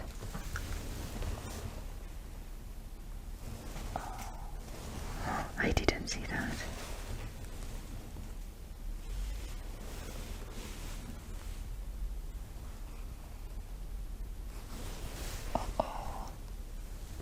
I think it's a default. Because I have never used it. I think I can repair it. I will try to. No way. No way. I didn't see it before today. Okay, never mind. I'll know that. I will ask the seller.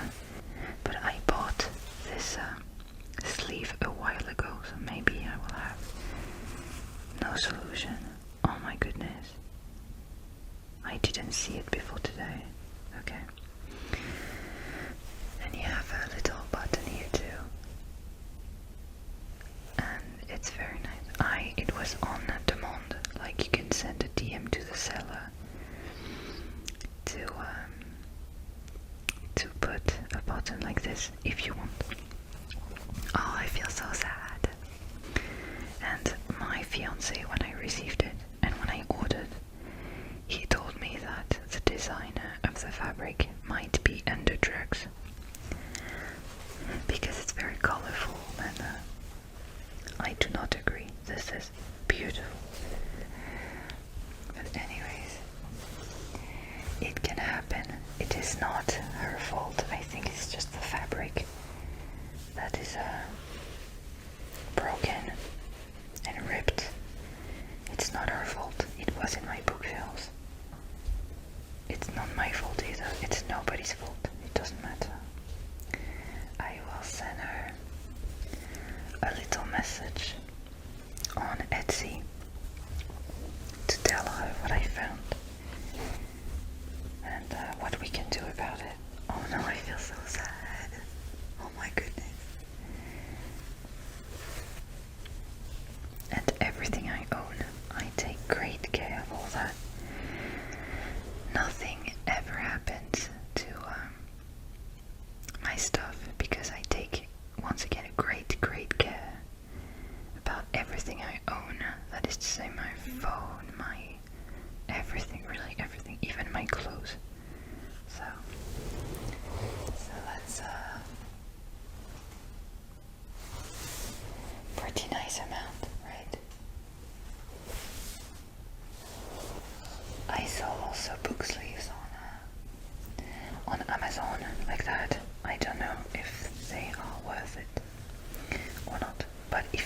them, I will tell you. So I hope you really liked this video. Feel free to like, comment, share, and subscribe to encourage me making more and keep going, stay on tracks. On tracks, not on tracks, on tracks.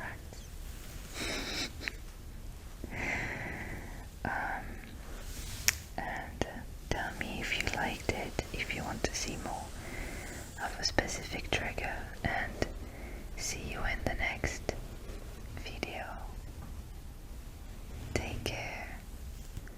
Bye guys. Hi guys.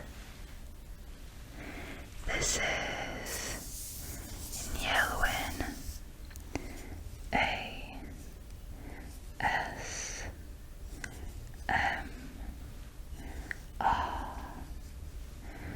and in today's video I propose you to read 2 winter/Christmas tales, because as we're getting closer to Christmas, very, very, very close to Christmas, I thought it would be a nice idea to read you 2 different stories. They are in English, and it's in this beautiful book that I received for my 26th birthday, so 2 years ago. And it is from Jill Barclay, and this edition was for the 40 years of Brambly Hedge, and it is called The Complete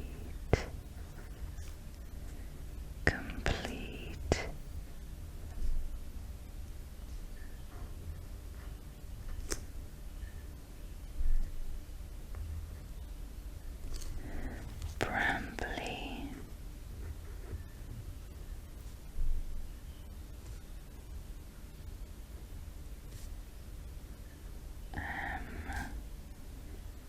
B L Y Hedge.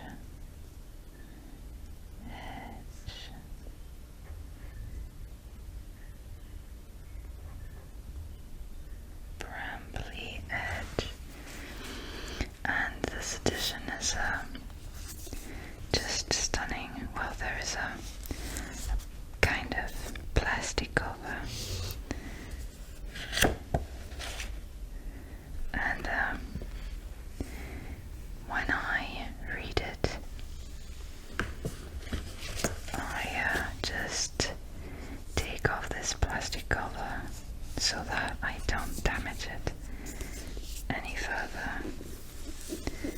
And on the back it's written, "Over the stream and across the field is the world of Brambly Hedge. ... And on this cover there are 1, 2, 3, and 4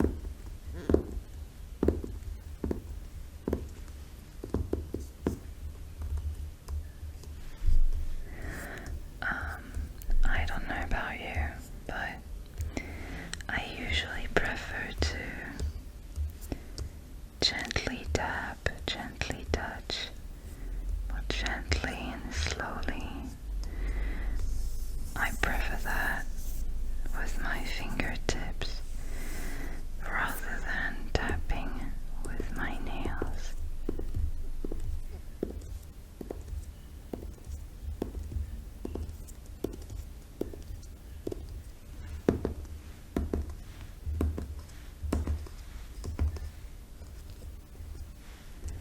I don't know if I'm good with my fingernails.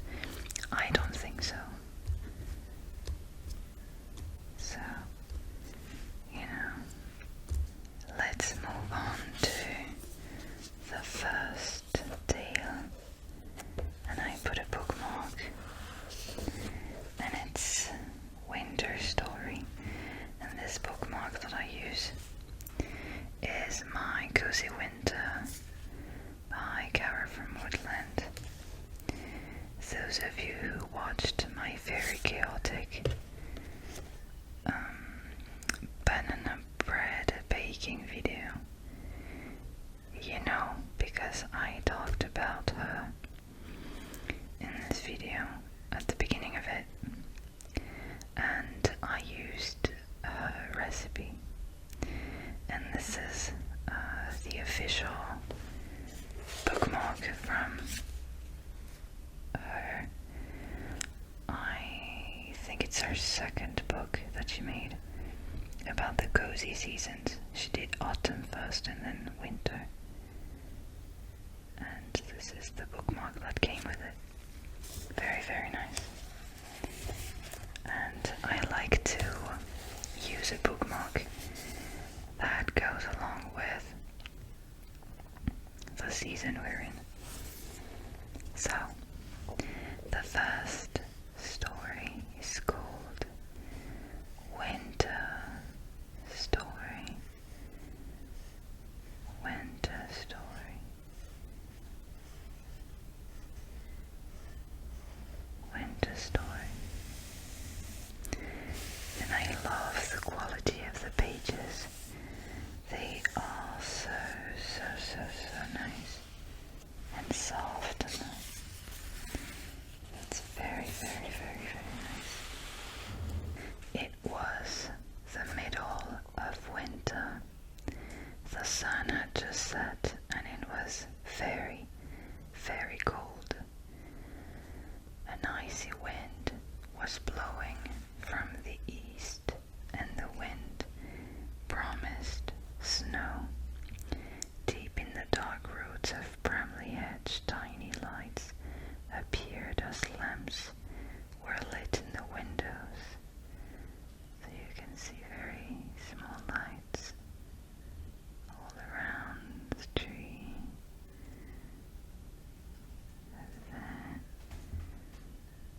I love stories like that, with animals, tree houses.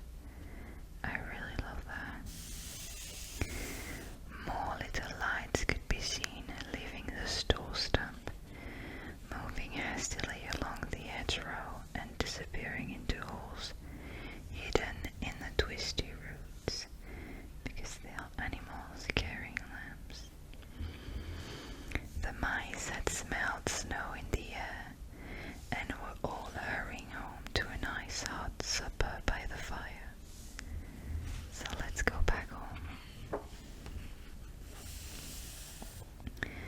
Mr. Apple, warden of the store stump, was the last to leave for home.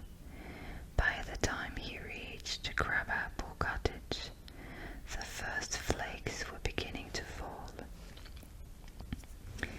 "Is that you, dear?" called Miss Apple as he let himself in through the front door. Delicious smells wafted down from the kitchen. Miss Apple had spent the afternoon baking pies, cakes and puddings for the cold days to come. She drew 2 armchairs up to the fire and brought in the supper on a tray. I say miss like madam or Mrs., but that's just up to you.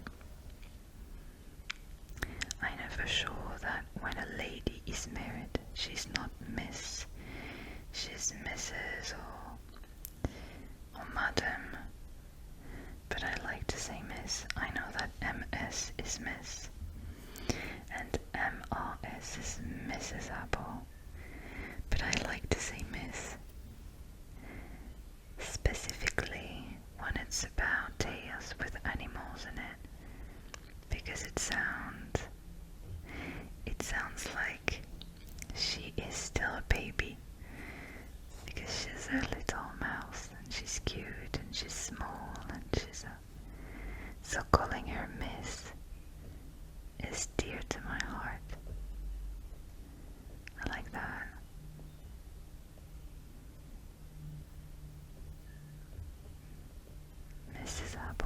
Miss Apple. So I hope you don't mind me if I call her Miss. She's so sweet. I want to call her Miss. There was a lot of noise coming from the hornbeam tree next door. The Toadflax children had never seen snow before. It's snowing. It really is snowing, squeaked the two boys, Wilfred and Diesel. They chased the sisters Clover and Catkin round the kitchen, with paws of snow scooped from the windowsill. Look at that. You can feel it. Oh, is that a plushie or a baby? No, I think it's a plushie, because a baby, a pendant. Oh, this, what is this? Okay, so these are the two boys and the two girls, and I think it's the mother and the father. And what I love in these children's books is all the drawings with like jam pots, and it's so sweet. It's really nice. It's like I saw a trend on, I think, well, it was on Instagram. I only go on Instagram. And it was like a picture, well, different pictures taken from children's books like this one. And the little sentence under the picture was saying, "This is how I imagined animals were sleeping in my childhood." And this is so cute. Well, actually, we don't see mice in their little houses. So why can't mice live like this family as well? I don't see any point. So why not? In my opinion, we have to keep in mind that animals will always be pure souls and beautiful souls. So why not living like this, out of human sight? Supper time, called Miss. Miss Toadflax firmly, ladling hot chestnut soup into 4 small bowls. I know I should say Mrs. That's not correct. This is the treehouse with the different beds.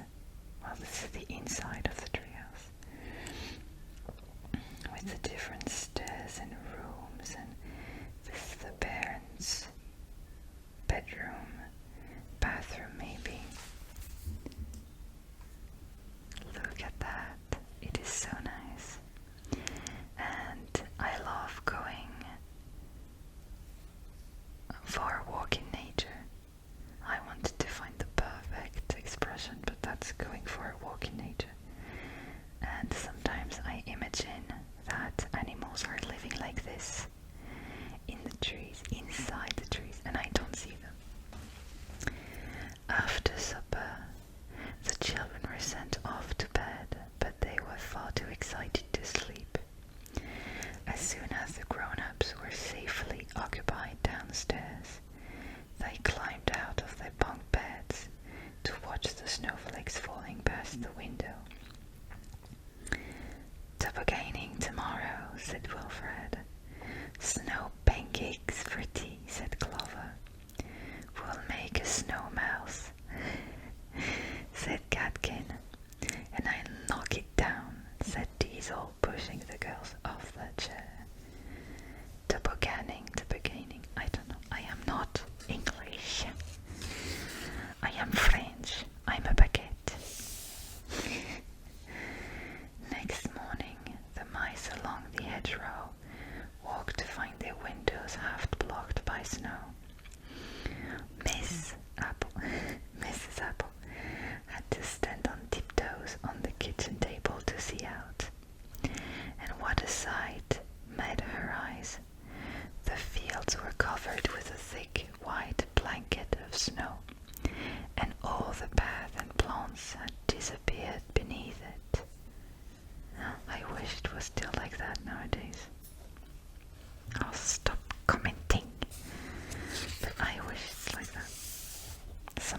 last year it snowed.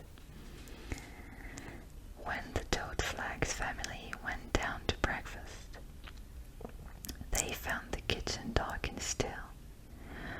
Mrs. Toadflax put fresh wood on the fire and set Clover to work with the toasting fork.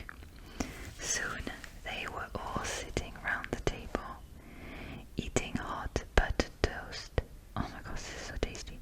Drinking blackberry leaf tea and making plans for the day ahead. The snow was thicker than the mice had expected.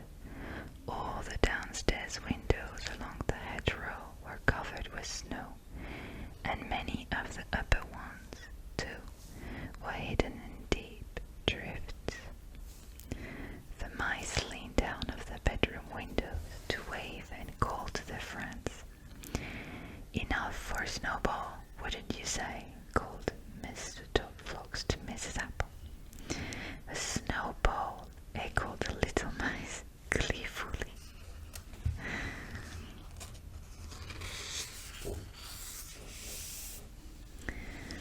Every family along the hedgerow kept shovels, maps and ropes in a special cupboard by the front door, and after breakfast the mice dug tunnels from tree to tree, linking them all to the store stump.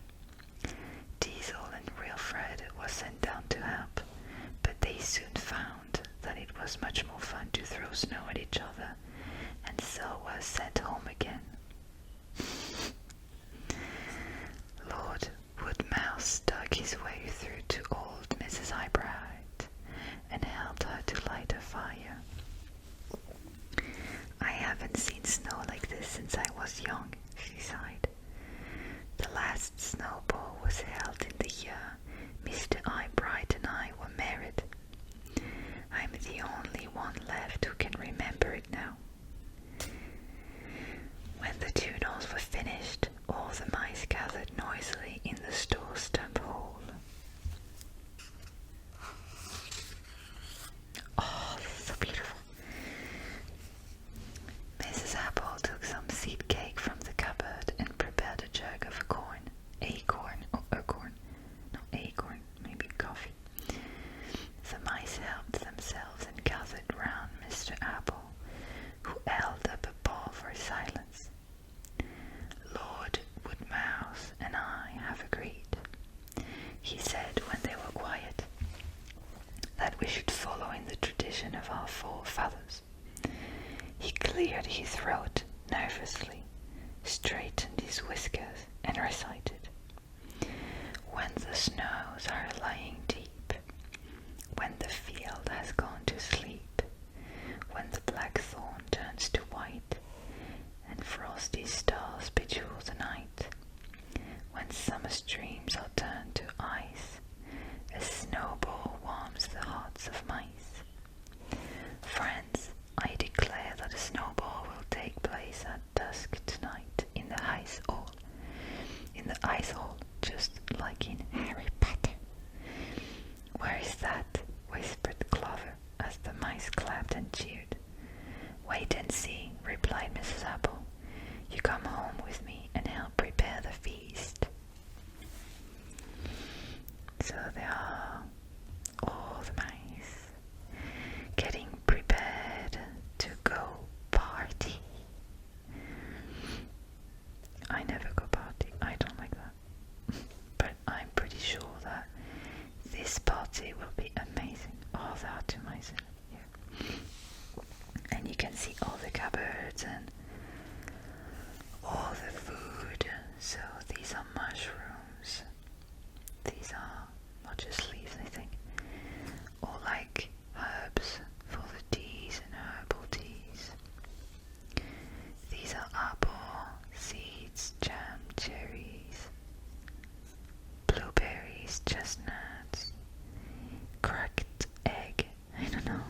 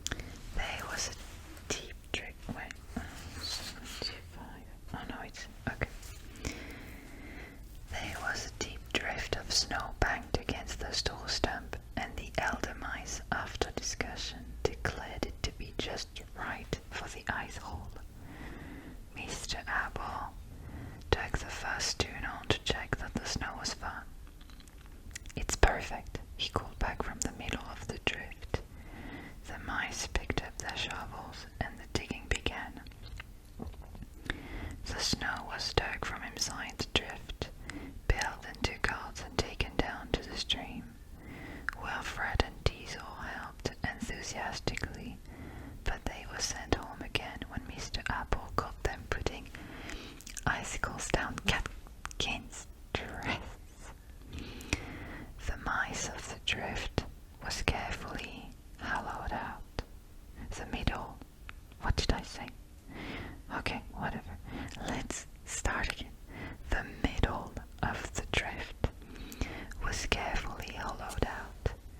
Mr. Apple inspected the roof very thoroughly to make sure that it was safe. Safe as the store stump, he declared. No, let's not do it this way. Okay. Look at that. I'm dreaming of such a kitchen. All the kitchens along Brambly Hedge were warm and busy.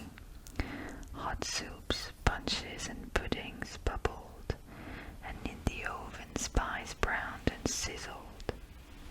Clover and Catkin helped Mrs. Apple strain crab apples to roast over the fire.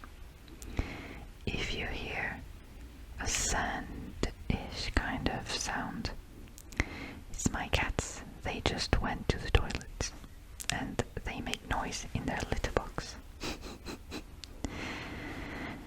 The boys had to sit and watch because they ate too many. I would do the same. It's not that I mind, dears, but we must have some left for the punch. Look at this kitchen. I like when I'm reading such a tale, children's tale, I like to take some time to just enjoy and admire the drawings. I'm checking if this is still recording.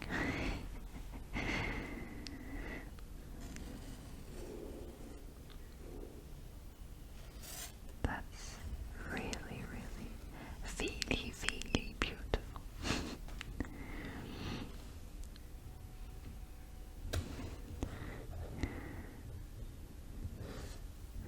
And all of the kitchen towels and so many little details. I love that. And as a puzzle, it would be just amazing.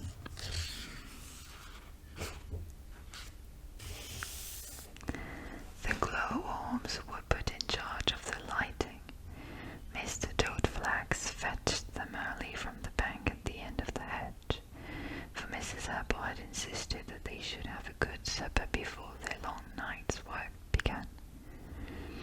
By tea time, the hall was finished. The ice columns and carvings sparkled in the blue-green light, and the polished dense floor shone. Tables were set at the end of the hall, and eager cooks bustled in from the kitchens with baskets of food. The children decorated a small raised platform with sprays of holly, while Basil, the keeper of the hedgerow wines, set out some chairs for the musicians. When all was done, the mice admired the handiwork and went home to wash and change. So you're just climbing there on the stairs, and then whoop, you're in here. No, first, can you go there? Oh, maybe.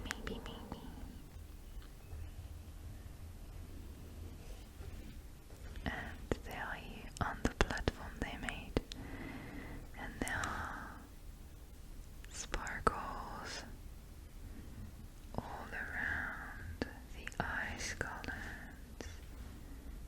No, it's not a sparkle.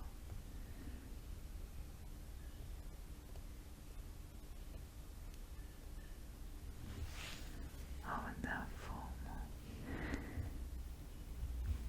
And here. It is so sparkly and shiny.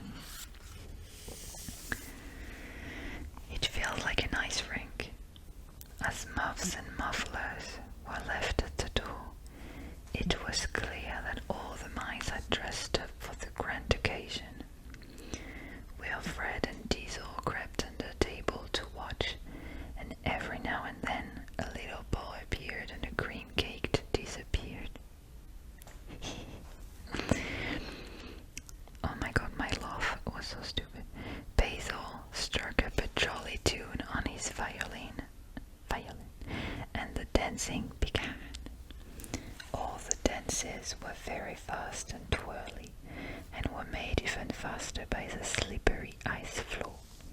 An ice rink, I said. Ha!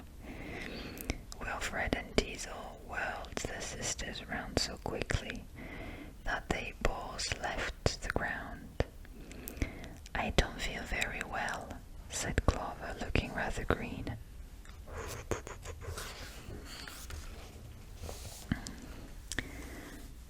Mrs. Apple stood on a chair and banged two saucepan lids together. Supper is served, she called. Oh, that would kill my stomach. That would definitely kill my stomach.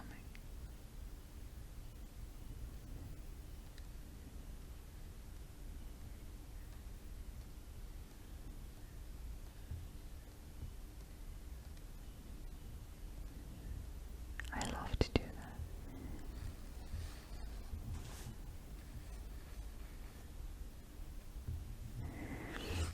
And you can just take a little time to enjoy. So you have 1, 2, 3, 4, 5, and 6 columns, and 5 statues. This is so beautiful. Oh, and they put little birds on their tails.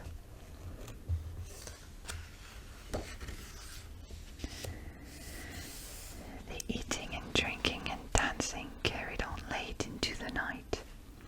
At midnight, all the Hedgerow children were taken home to bed with little flowers. As soon as they were safely tucked up, their parents returned to the ball. Basil made some hot blackberry punch, and the dancing got faster and faster. Everybody got sick. What a nice way. The snowball went on until dawn. The musicians were tired. The ice columns began to drip. The sleepy mice could dance no more. They wandered home through the snow tunnels, or tunnels, maybe I'm saying it wrong, climbed the stairs and crept into their warm beds. Outside the window, the snow had started to fall again, but every mouse in Brambly Hedge was fast asleep. I hate that, when my feet are like not under the blanket. First of all, I'm cold. Second, I would be scared that a monster catch my feet. And the second story I wanted to read is The Secret Staircase. I will trace the letters for you.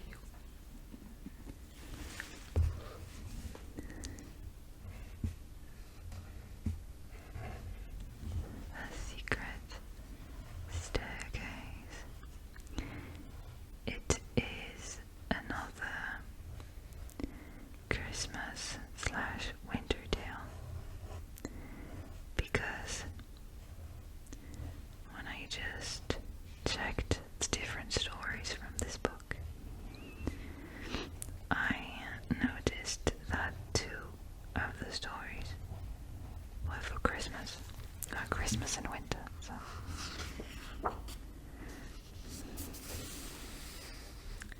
it was a frosty morning. The air was crisp and cold, and everything sparkled in the winter sunshine. The little mice hurrying along the path turned up their collars and blew on their paws in an effort to keep warm. Merry midwinter, panted Dusty Dogwood, scurrying past Mr. Apple and the Toadflax children with a huge covered basket. So this is Dusty Dogwood. Mr. Apple and the children were busy too, dragging great sprays of holly and trails of ivy and mistletoe towards the old oak palace. When they arrived at the gates, they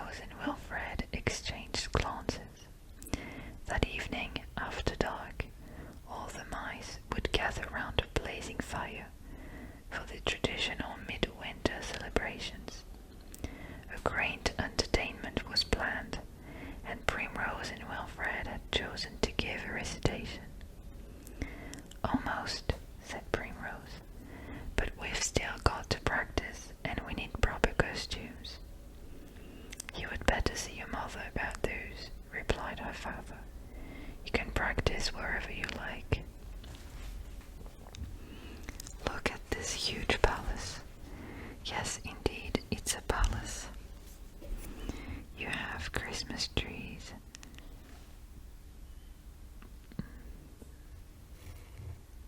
Fireplace with an armchair in front of it, and you have stairs. Little mice here too.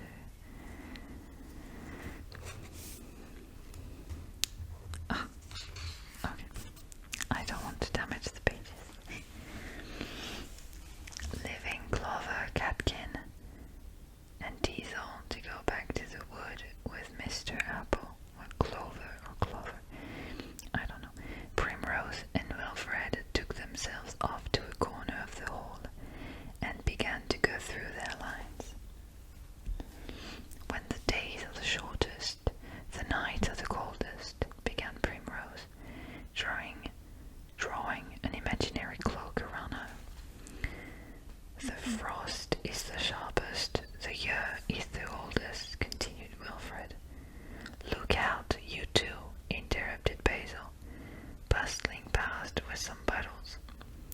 This is hopeless, sighed Primrose. We can't rehearse here. Let's go and ask Mama what to do. Lady Woodmouse was busy making caraway biscuits in the kitchen. She leaned on her rolling pin to listen to Primrose's tale of woe. Why don't you see if there's something up in the attics for you to wear, she said. You could practice up there too. She packed a little basket with bread and cheese and a jug of blackberry juice and shooed the children gently out of the kitchen.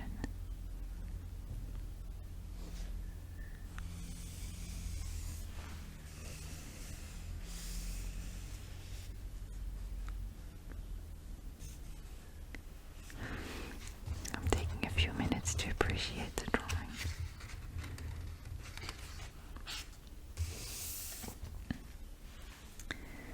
There were a great many attic rooms at the top of Old Oak Palace. Lady Woodmouse used them to tidy away things that might come in useful. Babies' blankets and rolls of lace, boxes of buttons, stacks of books. Where are the books? I want to see the book. Oh, okay. Books.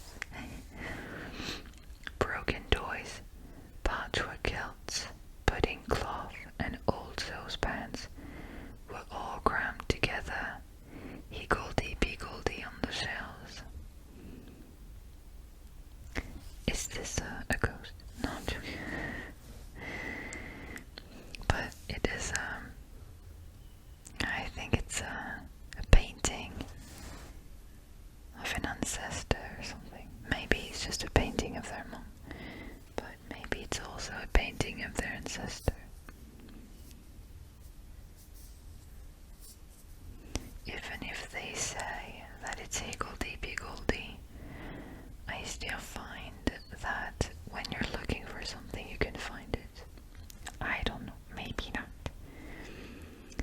Primrose and Wilfred went from room to room looking for a suitable spot for their rehearsal. They ended up in a crowded storeroom at the end of a passage, but it was difficult to concentrate on practicing. There were so many things to look at. Yes, indeed. Standing on tiptoe, Primrose, no, this is not Primrose, reached inside the drawer of an old wooden dresser.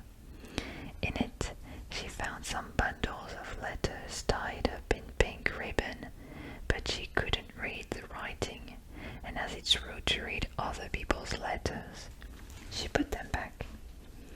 As she did so, she caught sight of a small key, which had slipped down at the side of the drawer. Where's this key? I don't know if the key is on this drawing. A key. Oh my god, I would use it, definitely.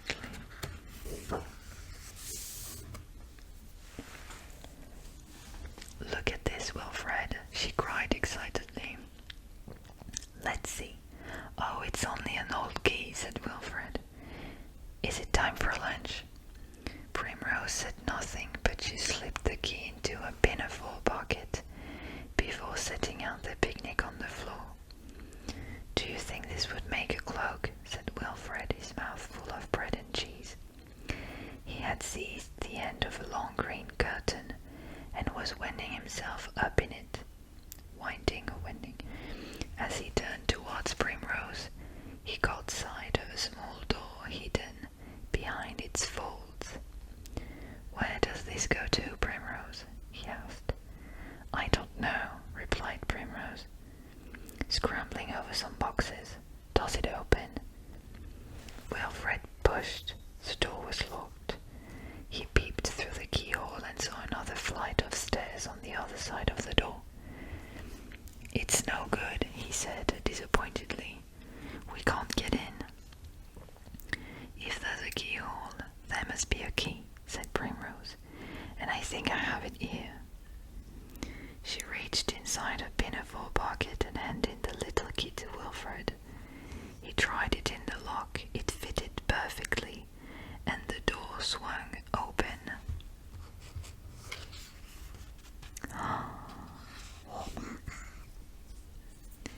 They found themselves in a dark panelled hall at the foot of a long winding staircase.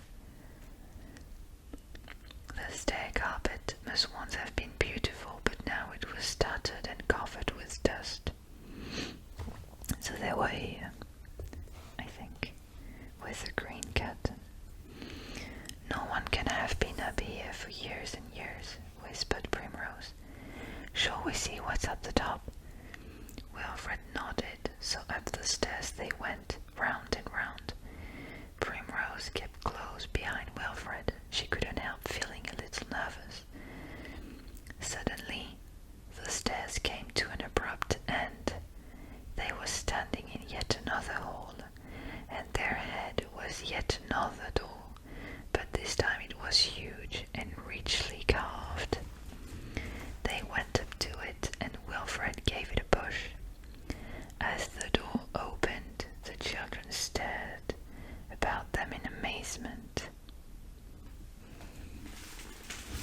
So they went round and round and round. There, here. Round and a huge door. And you can see all the other rooms of the house. This is really, really nice. Oh, guys, I'm falling asleep while telling you this story. They were standing in the most magnificent room. What is it doing? Did I do this noise or was it my cat? Sometimes I don't know. So in the most magnificent room, there were columns and carvings and dark tapestries and paintings on the walls. In front of them, two golden chairs stood on a little platform. Everything in the room was covered in dust, and the air smelled musty and strange. Where are we? Asked Wilfred.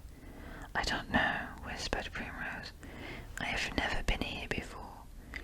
They tiptoed across the floor, leaving footprints as they went. Maybe your ancestors lived here in the olden days, Primrose, said Wilfred, gazing at an imposing portrait. Let's clean it all up and have it as our house, said Primrose. We could keep it secret and come up here to play. As she spoke, she opened a cupboard and found it full of hats. Wilfred, look at this. They're just right for tonight. It looks like a royal room.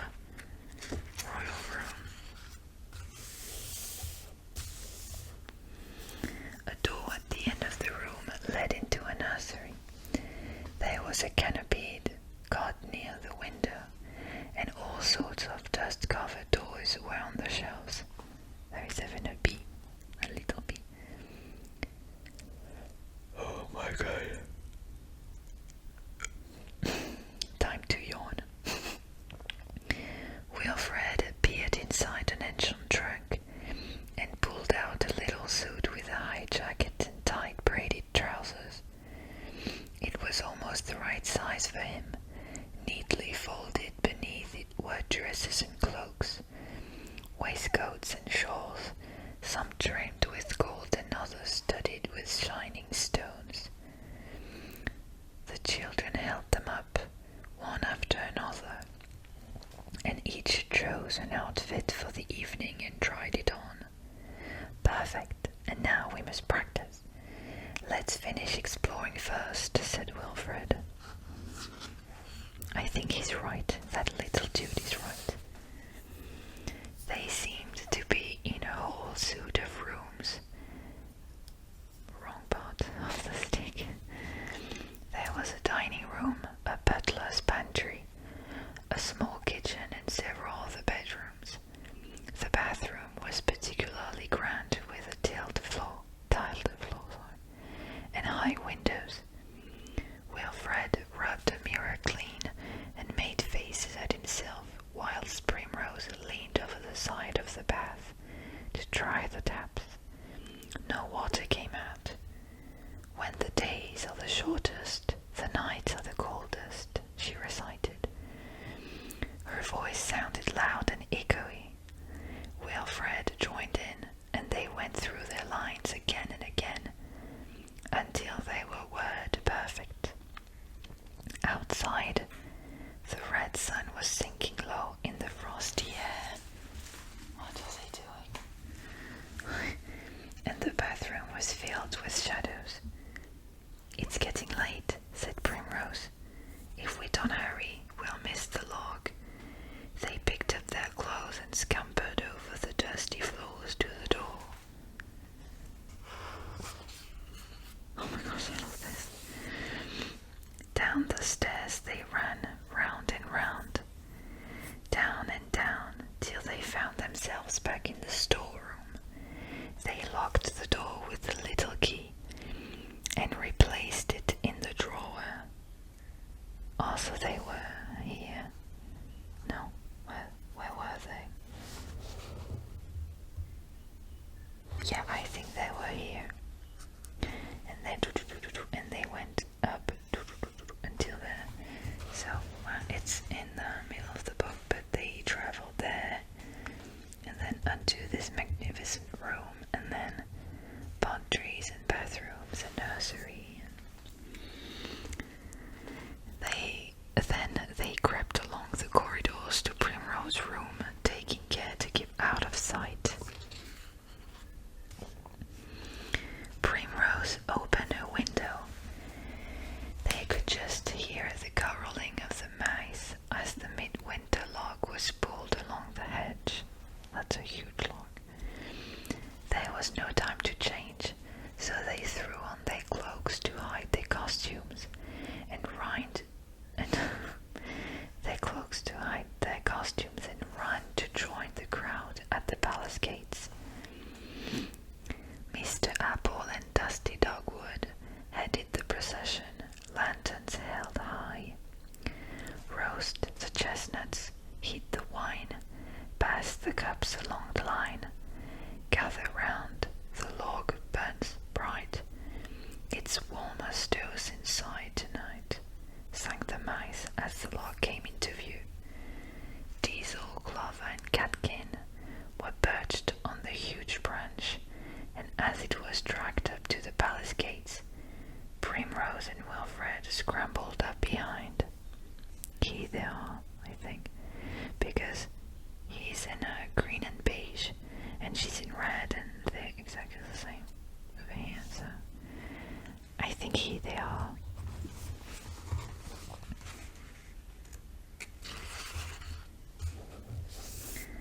The mice pulled the log carefully over the threshold, and Basil threw some bramble wine onto the bog. Merry midwinter, he called. At last the log was here. Huge log. Burning, the midwinter celebrations could begin. A fire had been laid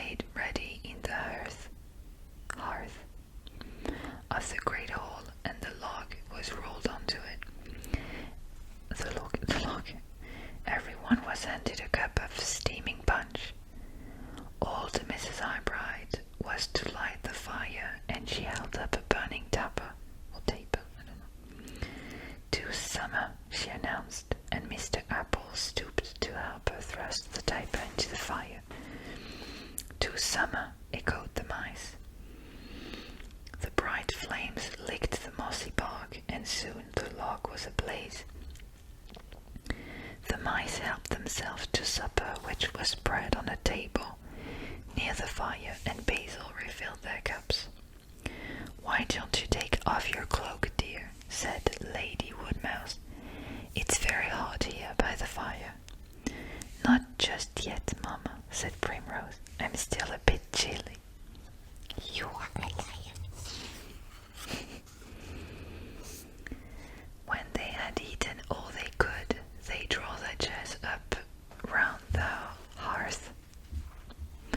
I'm sorry if I mispronounce. And the entertainment began. Mr. Apple made huge shadows on the wall by standing in front of the fire. He made the shape of a weasel with a mean little eye and a snake's head, a fox, and with the aid of a curtain, a bat. Pat. The little mice squealed and laughed. Next, Basil played a jig on his fiddle, and Dusty did some conjuring tricks. Then they tried to pass the crab apple right round the circle, holding it under their chins, and after that Lord Woodmouse told stirring tales of olden times. Primrose and Wilfred nudged each other. Everyone did a turn until at last Lord Woodmouse said, "And now, Primrose, what have you got for us?" The children jumped and took their places in front of the fire. Drawing their cloaks closely round them, they began. Mid-winter, when the days are the shortest, the nights are the coldest, the frost is the sharpest, the year is the oldest, the sun is the weakest, the wind is the hardest. For superlative, this is amazing. The snow is the deepest, the skies are the darkest. Then polish your whiskers and tidy your nest, and dress in your richest and finest and best. Ta-da! For winter has brought you the worst it can bring, and now it will give you the promise of spring. I love autumn and winter, so spring and summer. No. Primrose and Wilfred threw off their cloaks and donned their hats with a flourish. The audience gasped to see the beautiful clothes, which sparkled in the firelight, and then clapped and cheered louder than ever. The applause went on for so long that Lord Woodmouse had to ask them to do it all over again. Oh, look at all these decorations. This is so beautiful. Oh, so many food.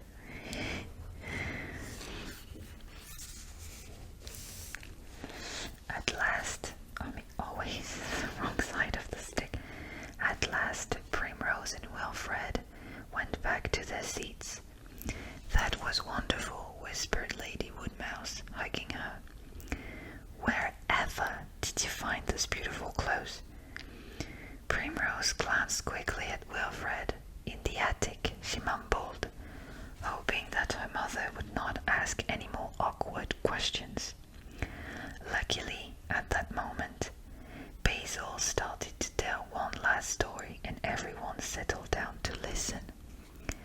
Primrose and Wilfred gazed at the fire and thought of all the lovely games they would play in their house at the top of the secret staircase. Soon their heads began to nod, and in no time at all they were both fast asleep. Yay!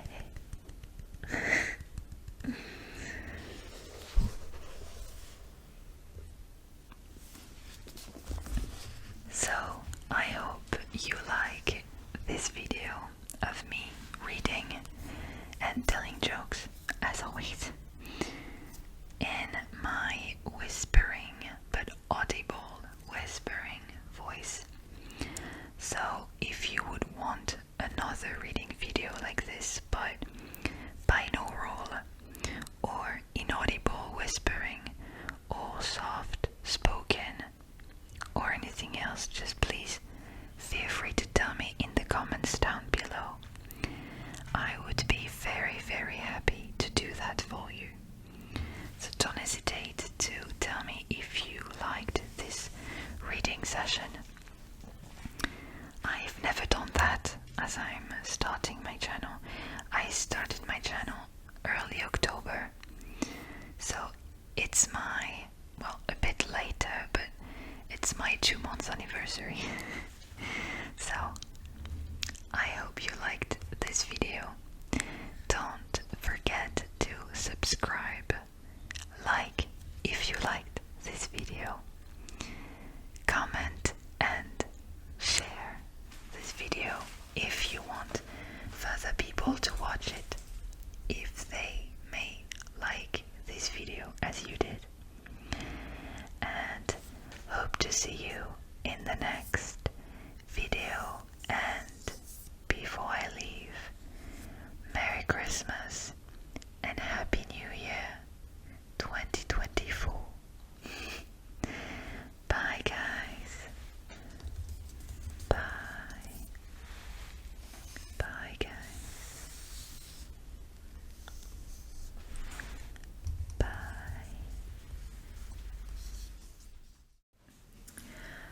Hi guys.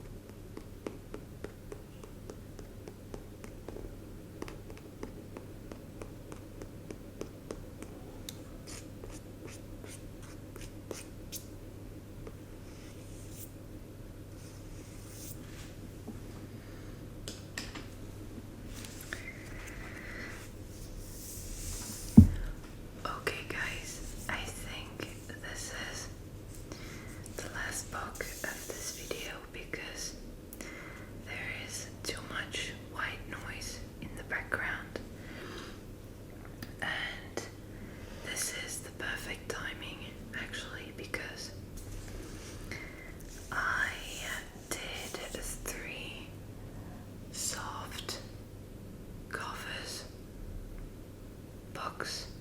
So 3 books with soft covers, like this one.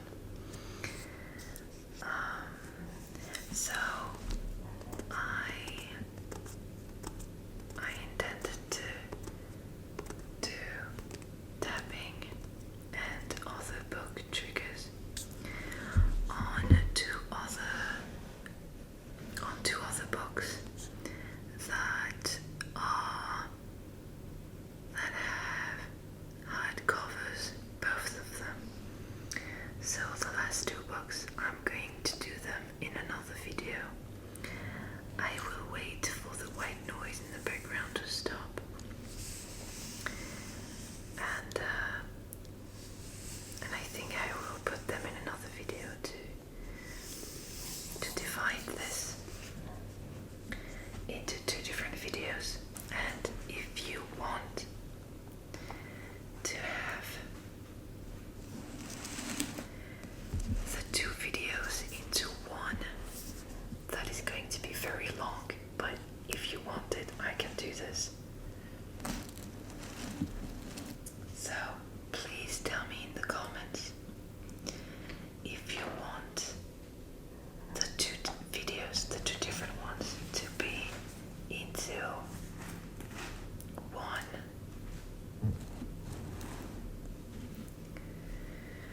So today I did book triggers on 3 soft cuffed books.